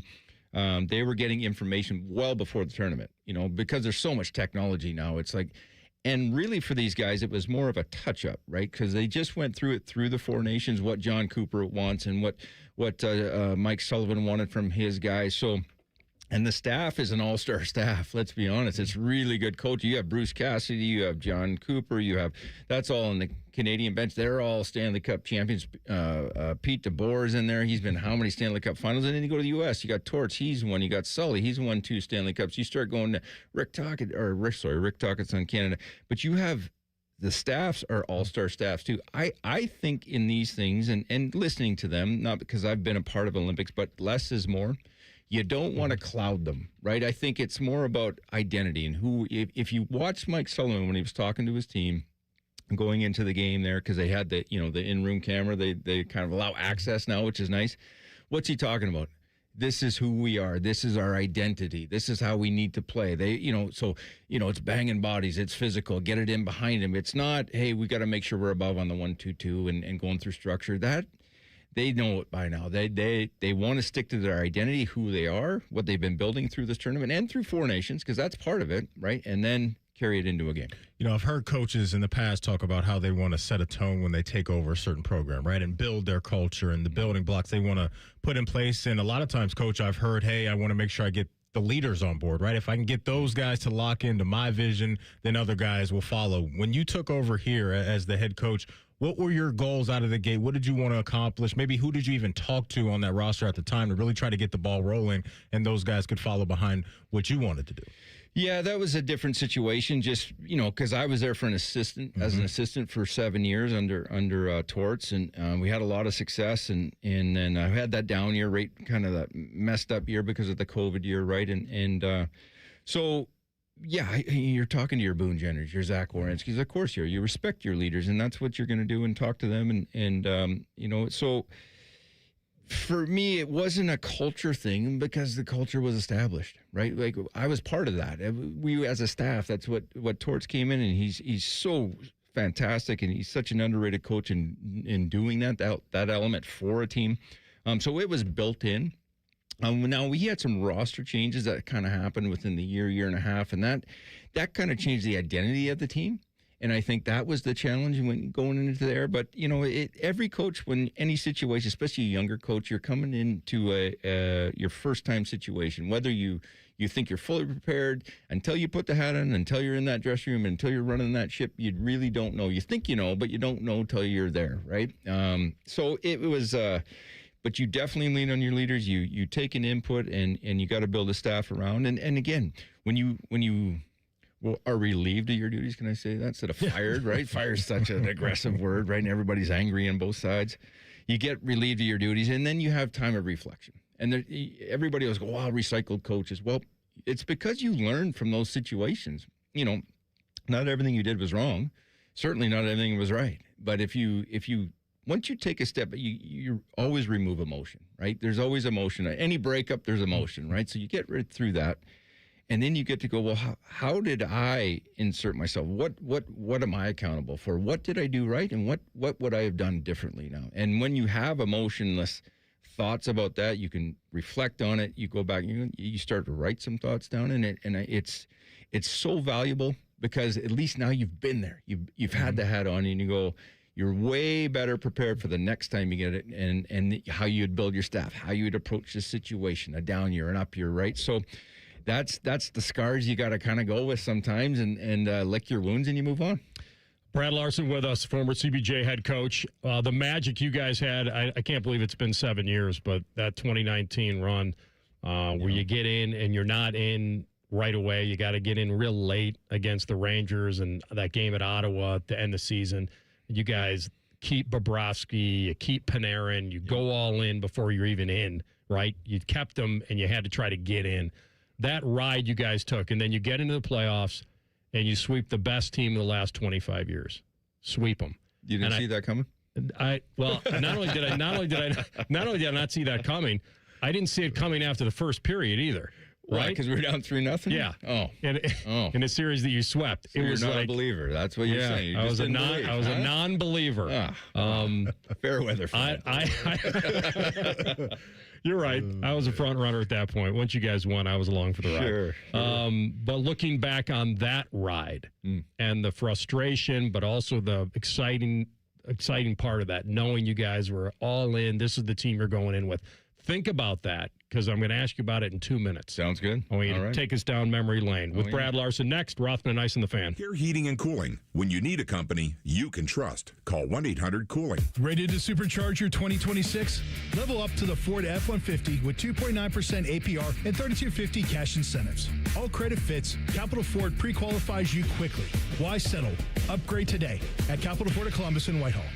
Everyone needs to have at least one person in their corner in life. When you don't, it's an extremely lonely and frightening place to be. But knowing you have that one person gives you peace and hope. I'm John Morgan of Morgan & Morgan. Since 1988, myself and my firm have been in so many corners for so many clients for so many years. We became the largest injury firm in the world for a reason, and it's not even close. We fought like hell for you. We fight the bullies, automobile insurance companies, the makers of unsafe products, medical providers who injured or killed their own patients. It has been such an honor and made my life complete. If you ever need us, it's easy. On your mobile device or computer, visit forthepeople.com, and then we get to work 24/7. Whether you're hurt in a car crash, injured on the job, or have questions about your Social Security, we're here for you. Morgan & Morgan, for the people. Morgan & Morgan, Ohio office located at 600 Vine Street, Cincinnati. Prior results do not guarantee a similar outcome. Ever wonder where your go-to maintenance person gets the metal products they need to fix yours and everyone else's problems? The best in the business go to Metal Supermarkets for their wide variety of metal products and shapes to tackle projects from simple to complex. Metal Supermarkets is your source for all metals cut to size and ready fast. No minimum order with maximum service. Visit the family-owned franchise on North Wilson Road or at Columbus at metalsupermarkets.com. Rothman Ice is sponsored by your local Pella Window and Door showroom on Gemini Parkway. The Fan, Ohio sports destination. Tell the truth with Rothman and Ice. Sponsored by McDaniel GM Superstore. Driving excellence since 1916. Chevrolet. Together, let's drive. Looks like I put that in the wrong Matty, I was just like, we're not at the final segment yet. We have to tell the truth. We're still line. We're still in the line format of the show. Think about it. Yeah, a little false start from our guy there. You're going to hear that again in about 15 minutes. Beautiful. All right, he's been a bargain at any price this week for us. He's our friend Brad Larsen, former head coach of the Jackets, in studio with us. If you're keeping score, and we are, the women of Canada are still beating Team USA 1-0 late second. So this could get dicey going into the third, but the USA just made a tremendous save to make sure it didn't get to 2-0. So we'll keep an eye on that for you. Real quick, before we go back in time a little bit, you were talking to us during the break, and I asked you, like, as a coach, those critical moments where you looked at us and say, remember that save right there from the goaltender. I was asking you how you guys consumed that information and how you as a coach went back and identified some of those big moments, and you were kind of laying out what you guys have to work with. I'm sure some listeners would love to hear all the information that's at the fingertips of a coach right now to just go back and grind the tape. Yeah, we're never short on information now, that's for sure. And you usually have one or two video guys cutting it as you're going. So a lot of things that we're looking at in between periods are your chances for, chances against. Mostly we start with the chances against, see where we can help our guys, and then the chances for, how are we breaking them down a little bit, right? But, you know, we're looking at this game, and that was right at the 5-minute mark of the second period. I'm like, mark that, because that's a moment there. 2-0, 2 shots, and 1 shot's a total different game, especially if you're going to the third. So you never know here. But, yeah, there's stuff that we have loaded ready, like we're on the road, we're on the plane, and we're going. Our video guys, they're outstanding. These guys, they put so much work. And if you ever watch that room, you know, everybody's got, I think we used to call it the command center or whatever they call it. There's computers everywhere, and there's all these boxes going on. It's confusing to me, but I just need my stuff loaded, you know. So you have the whole game. You got chances for, against, every situation, and then you're marking steady for the next probably couple hours. We wanted to revisit with you the greatest run in Jackets history, which is the end of 2019 into the playoffs that you were a part of, and what you remember, what you will think about. I mean, for a fan and someone that covered you guys, I unfortunately think of the negative part, which was that if you tip that Boston series, you're in the Eastern Conference Final. Yeah. And to be up 2-1 coming home, I honestly believe you go 3-1. You hit a lot of posts that night. Tuukka Rask was great. I get it. But the magic and the journey that it took to get there, if you really reflect on it, was probably pretty insane.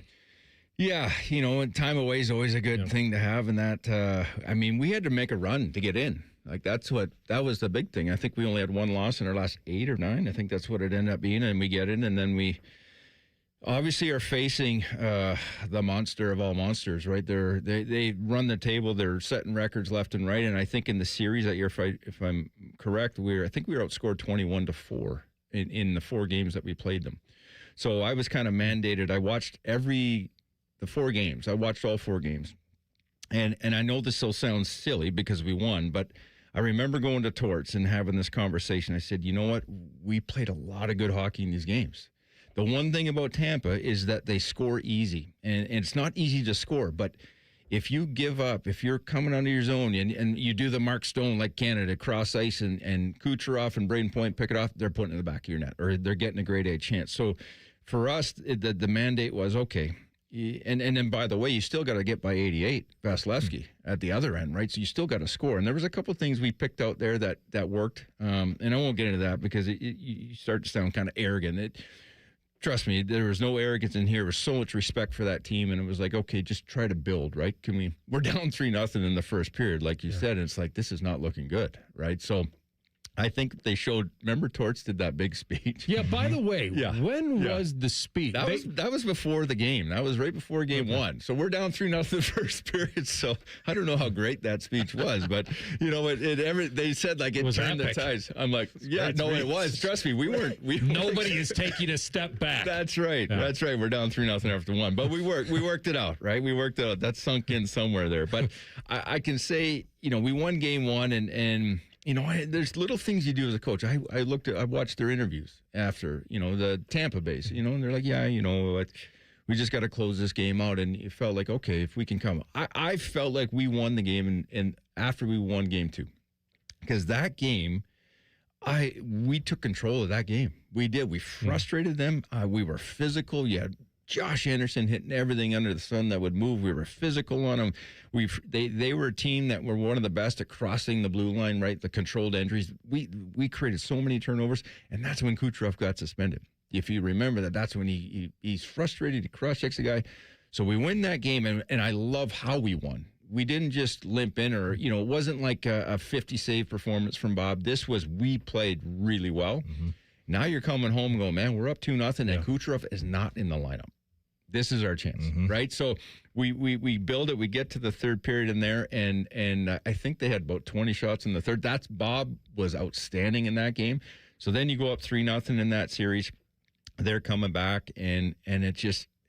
So I said it the last time here. You talk about Nationwide Arena, the energy in that building. Oh my Lord, come on, So my dad came down, and he's had quadruple bypass surgery on his heart. Right, this is years ago, and he's like, man, I had to sit and just watch it on the screen. 7 cannons went off, I think, by the way. Yeah, and we started hot, right? We score right away, bang. We score again, bang. So everybody's into it. Nobody was sitting in that game. The most fun, and this is how I'll end, because I could talk about this all night or all afternoon, is we got to enjoy the moment, right? We got to enjoy the moment. So we're winning, and it's third. We get the empty net. They pull their goal. We get the empty net. So, and there's time on the clock. We have a minute and a half, So I remember just sitting, and you could actually just breathe. You're not sitting there white knuckling going, hey, we need a save here. We're good. I remember just looking around in the stands across, and there's family over there, and people are crying.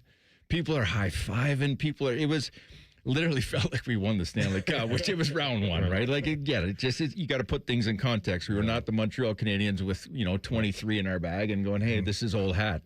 This was a big moment for the city of Columbus. To be a part of that was amazing. I remember Torts, and I can't say this on the air because you know Torts and how he talks at times, but he was like, he looks at me and he goes, can you believe we just blank did that? Yeah. And I'm like, no. This was on the bench or back in the offices? This is back in the after it was all over, right? And we won. But it was, listen, you hope you can win a series, but to go 4 straight against that President's Cup team. That's right. This just wasn't this was pretty special. Special for the city because they deserve it. They really do. The fans here are amazing. The rink's incredible. I've been to several games, and I go in and I'm like, man, what a rink. What a great fan base. And then the Boston series, total different type of series, by the way.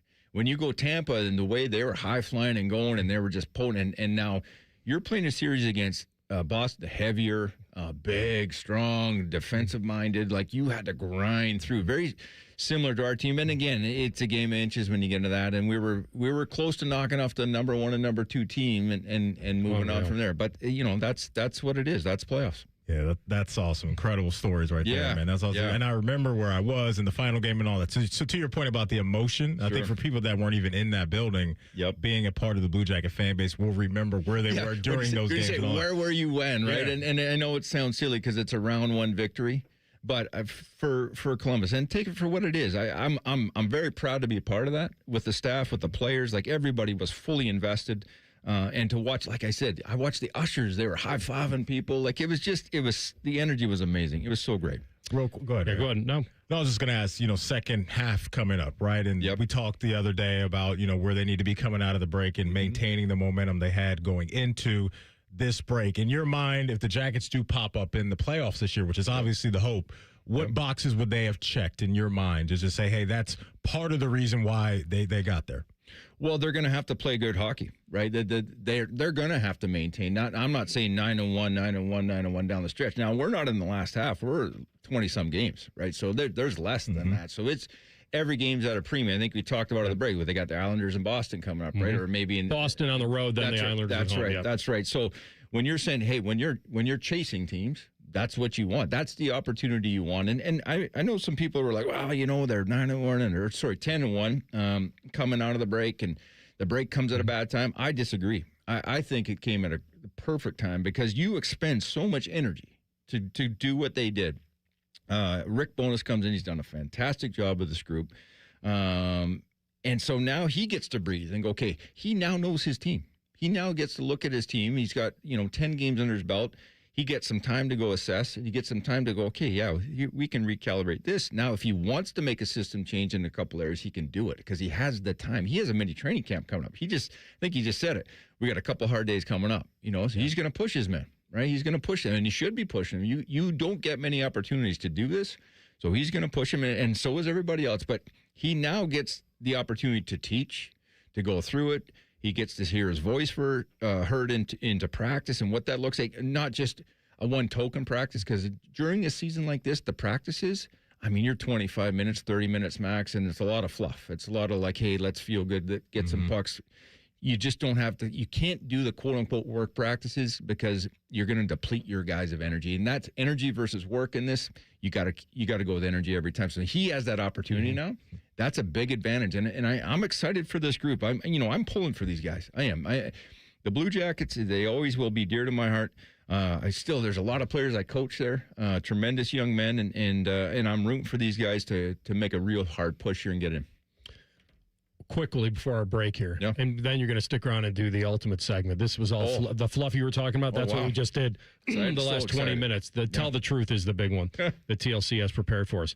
But don't you know, Lars, that there will be, whether it's the right narrative or false narrative, that this is such a results-based business. If they lose at Boston or come out and lose, even if they play tough, you know what's going to happen. Olympics killed their momentum. It changed everything. And if they win, I don't know, the narrative will be, well, then somehow the rest was perfect for them. But if they lose, that narrative is going to fly. Well, see, blame it on the Olympic break. Yeah, I don't believe in that. I don't think that at all. I think this break was really good for him, especially this is a different circumstance, right? Yes, they were hot, but they have a coach coming in who needs to get familiar with his players, and now he gets a chance to implement, and that's a really important thing. Nobody gets that luxury in the middle of the season. Nobody, except for here. This is so unique, and the fact that they had the success, awesome, but now he gets to go and kind of put his thumbprint even more on this group. So, even if they lost the next two, one, they're not out of it, and two, that it has no bearing on. I don't believe that one bit. I think this was good for them. All right, well, you're in the pressure cooker next. It gets real serious next. Rothman and Ice and the Fan. A lot of hosts have been on our airways in the past 30 years. Some good, some bad, some really bad.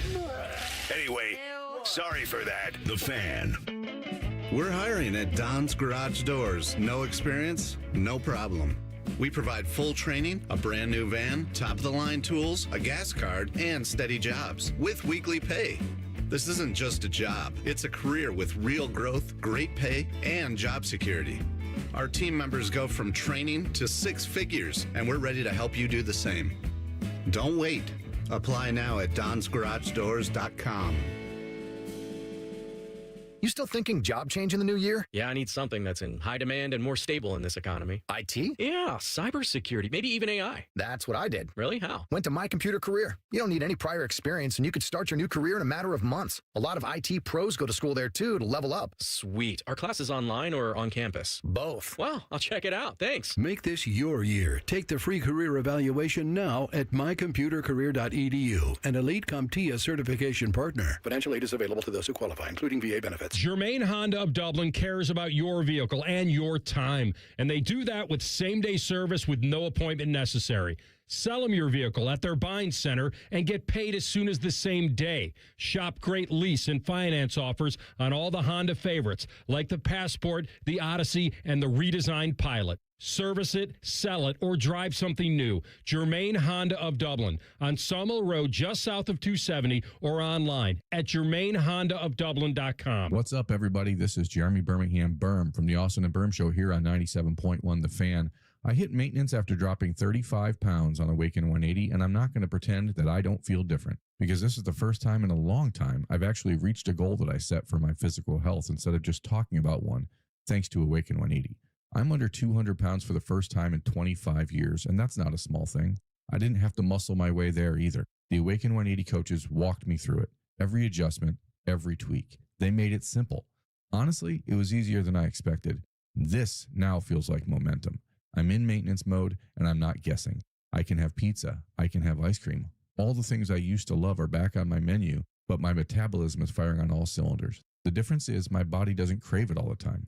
It was a mindset change and not a Band-Aid. That's the part that changes everything. If you've been circling the same goal for years, maybe you don't need more willpower. Maybe what you need is what I had, a plan, a coach, and a system that makes it easy. Awaken180weightloss.com. Bo Bishop has many friends. He calls none of them by their actual names. Let's see, there's Reese and Bake. And we can't forget about the blonde. Bootsy, Beansy, NBC, Buddy Garrity, Little Mo with a gimpy leg. The list never ends. And then there's First Friday, which really isn't a Friday at all. He's always the first stop on the Paul Feinbaum apology tour. Tom Taberry frequently calls him Babe. Oh, and there's a lot of conversation about drinky poo. A lot. You should probably listen to it, because I'm sure my sales pitch makes no sense. Bishop and Friends, weekdays from 9 to noon. The Fan. Matty Ice here. If you're looking for the perfect new vehicle, my friends at the McDaniel GM Superstore in Marion have just the thing for you. You can lease a brand new 26 Chevy Equinox LT for just $209 a month for 36 months with $4,819 due at signing, or if financing is more your style, grab it for just $379 a month. Terms and restrictions apply. McDaniel GM Superstore has been family owned for over 100 years. They're just off Route 23 on 95 in Marion, or you can visit McDanielGMSuperstore.com. Chevrolet, together, let's drive. Take action and get expert service from Logan Services. Heating service calls are just $79. Furnace tune-ups are also $79. And plumbing service calls are just $79. We work in your neighborhood, and scheduling online is quick and easy. So visit our website to book your appointment now. For fast, friendly service, choose Logan Services. When you're listening to T-Bone and Tyvis, all the F words apply. Football, food, and fun, and fat, and furry. They both have beards. And they dress up like animals and hump things. T-Bone and Tyvis. Weekday mornings at 6. The Fan. All your favorite fan shows are available when you want them. Head to 971thefan.com and hit that subscribe button. The Fan, Ohio sports destination. Tell the truth with Rothman and Ice. Sponsored by McDaniel GM Superstore. Driving excellence since 1916. Chevrolet. Together, let's drive. All right, our in-studio guest is our friend Brad Larsen, former Jackets head coach. And here's when it gets a little fun, because now you can weigh in on what our conversation we had about an hour ago, which is this. That you're the wrong guy to ask. I'm going to throw a disclaimer out there right now. You are the wrong guy to ask. Yeah. But I looked at my young, outstanding co-host here, and I said to him, if there were franchise tags in sports radio, sure, and I could double your salary today for this next year, yep, with no guarantee anything past that, but maybe there would be, or you lock in for 5 years at the same salary with not a penny of a raise, and you're locked in, and you're now not an unrestricted free agent anymore, what should the young man do? Well, he's a unicorn. You bet on yourself every time, right?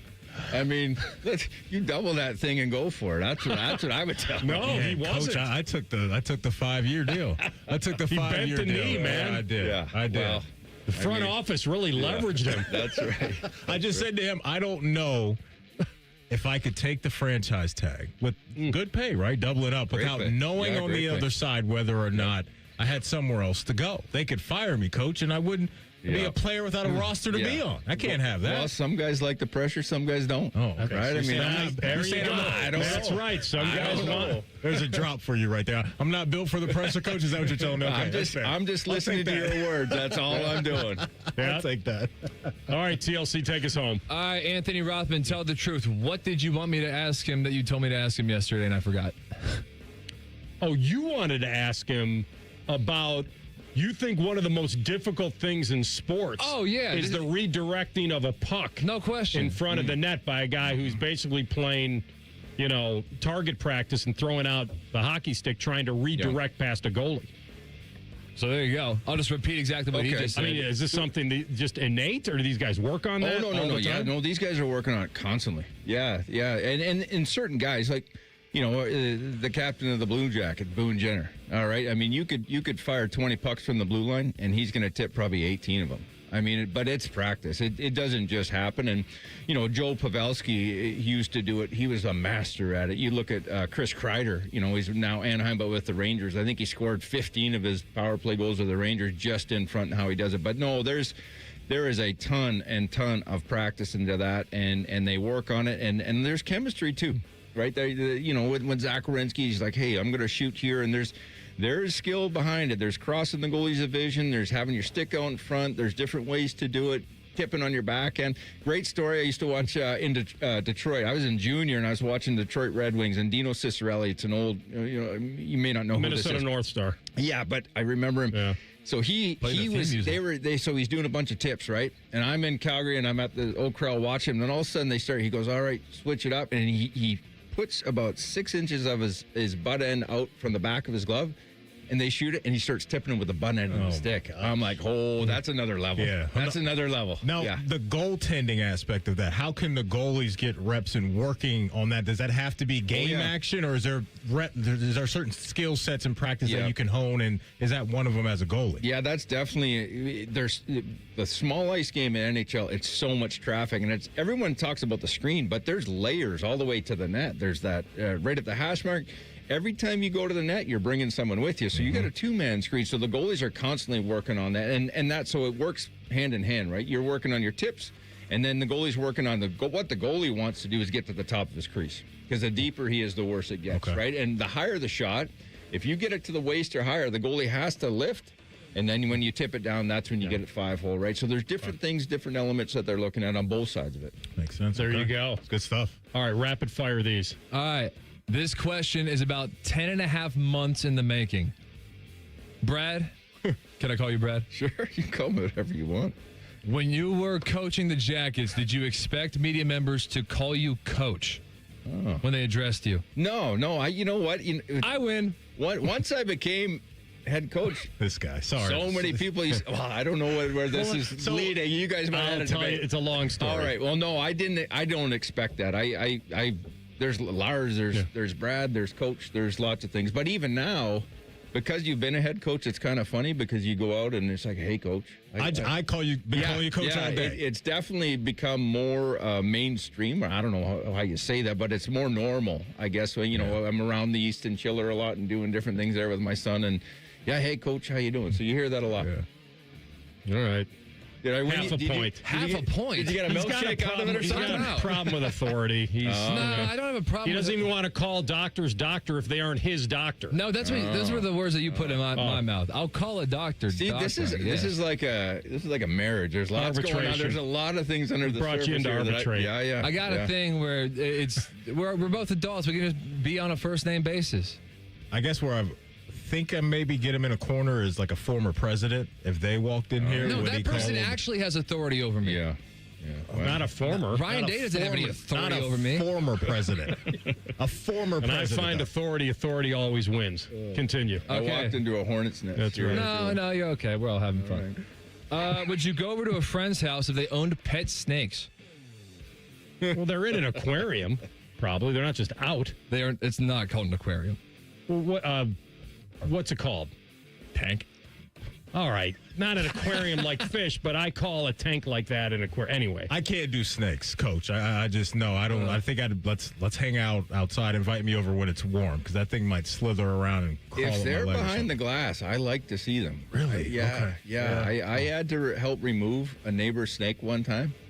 Absolutely terrified, but I did it. Okay. I did. I called my father-in-law. And he was laughing. He's like distracted, grab it by its head. I'm like, oh my God! So honestly, we got it done. My daughter helped. We put it in we had a pillow sack and put it in there. we handed it. It was terrifying. Yeah. And this thing wasn't venomous. This was just like, okay, this was a bucket. I would never want to do it again though. Okay. One of my animal rescue moments was going into a home that had a monitor lizard. I don't know if you guys have known what that is. No. But when they breathe, it sounds like a blowtorch. And it was in a closet, and somebody had left it, and we got it. And I texted a picture to Torts, and I said, can you find a home for this? And it was scary. Snakes, if they're out, forget it. I'm not going in. If they're out, who just takes their snake out? A lot of guys that own snakes do have them. No, that's not a drop. That's not a drop. That is a drop. No, it's not. I didn't finish. It's 100% a drop. I didn't finish the sentence. We're fine. I'm telling you right now. I've seen people that own pet snakes that have them around their neck. This is a drop. So hop on that thing. Don't mess around. All right, Coach, we've lost control. This is when you're not here. This is what happens. It's like 3 hours. I feel like I'm walking into something now at the end here. All the stuff's coming to the surface. All right. I hope we get what we've been talking about for the last 3 days. Yeah. Good luck to your boys. Good luck to our boys. Coach Lars, this was amazing, and you've been the right price, so we appreciate you. Yeah. Oh, yeah. Well, thanks for having me, guys. Thank you, Coach. Yeah. Anytime. And we'll have you back soon. All right. Enjoy it. We've got Conman and Timmy up next, and we'll come back tomorrow on a Friday at noon. Rothman and Ice and the Fan. Question from a listener. Do you dopes ever get tired of talking about Ohio State? No.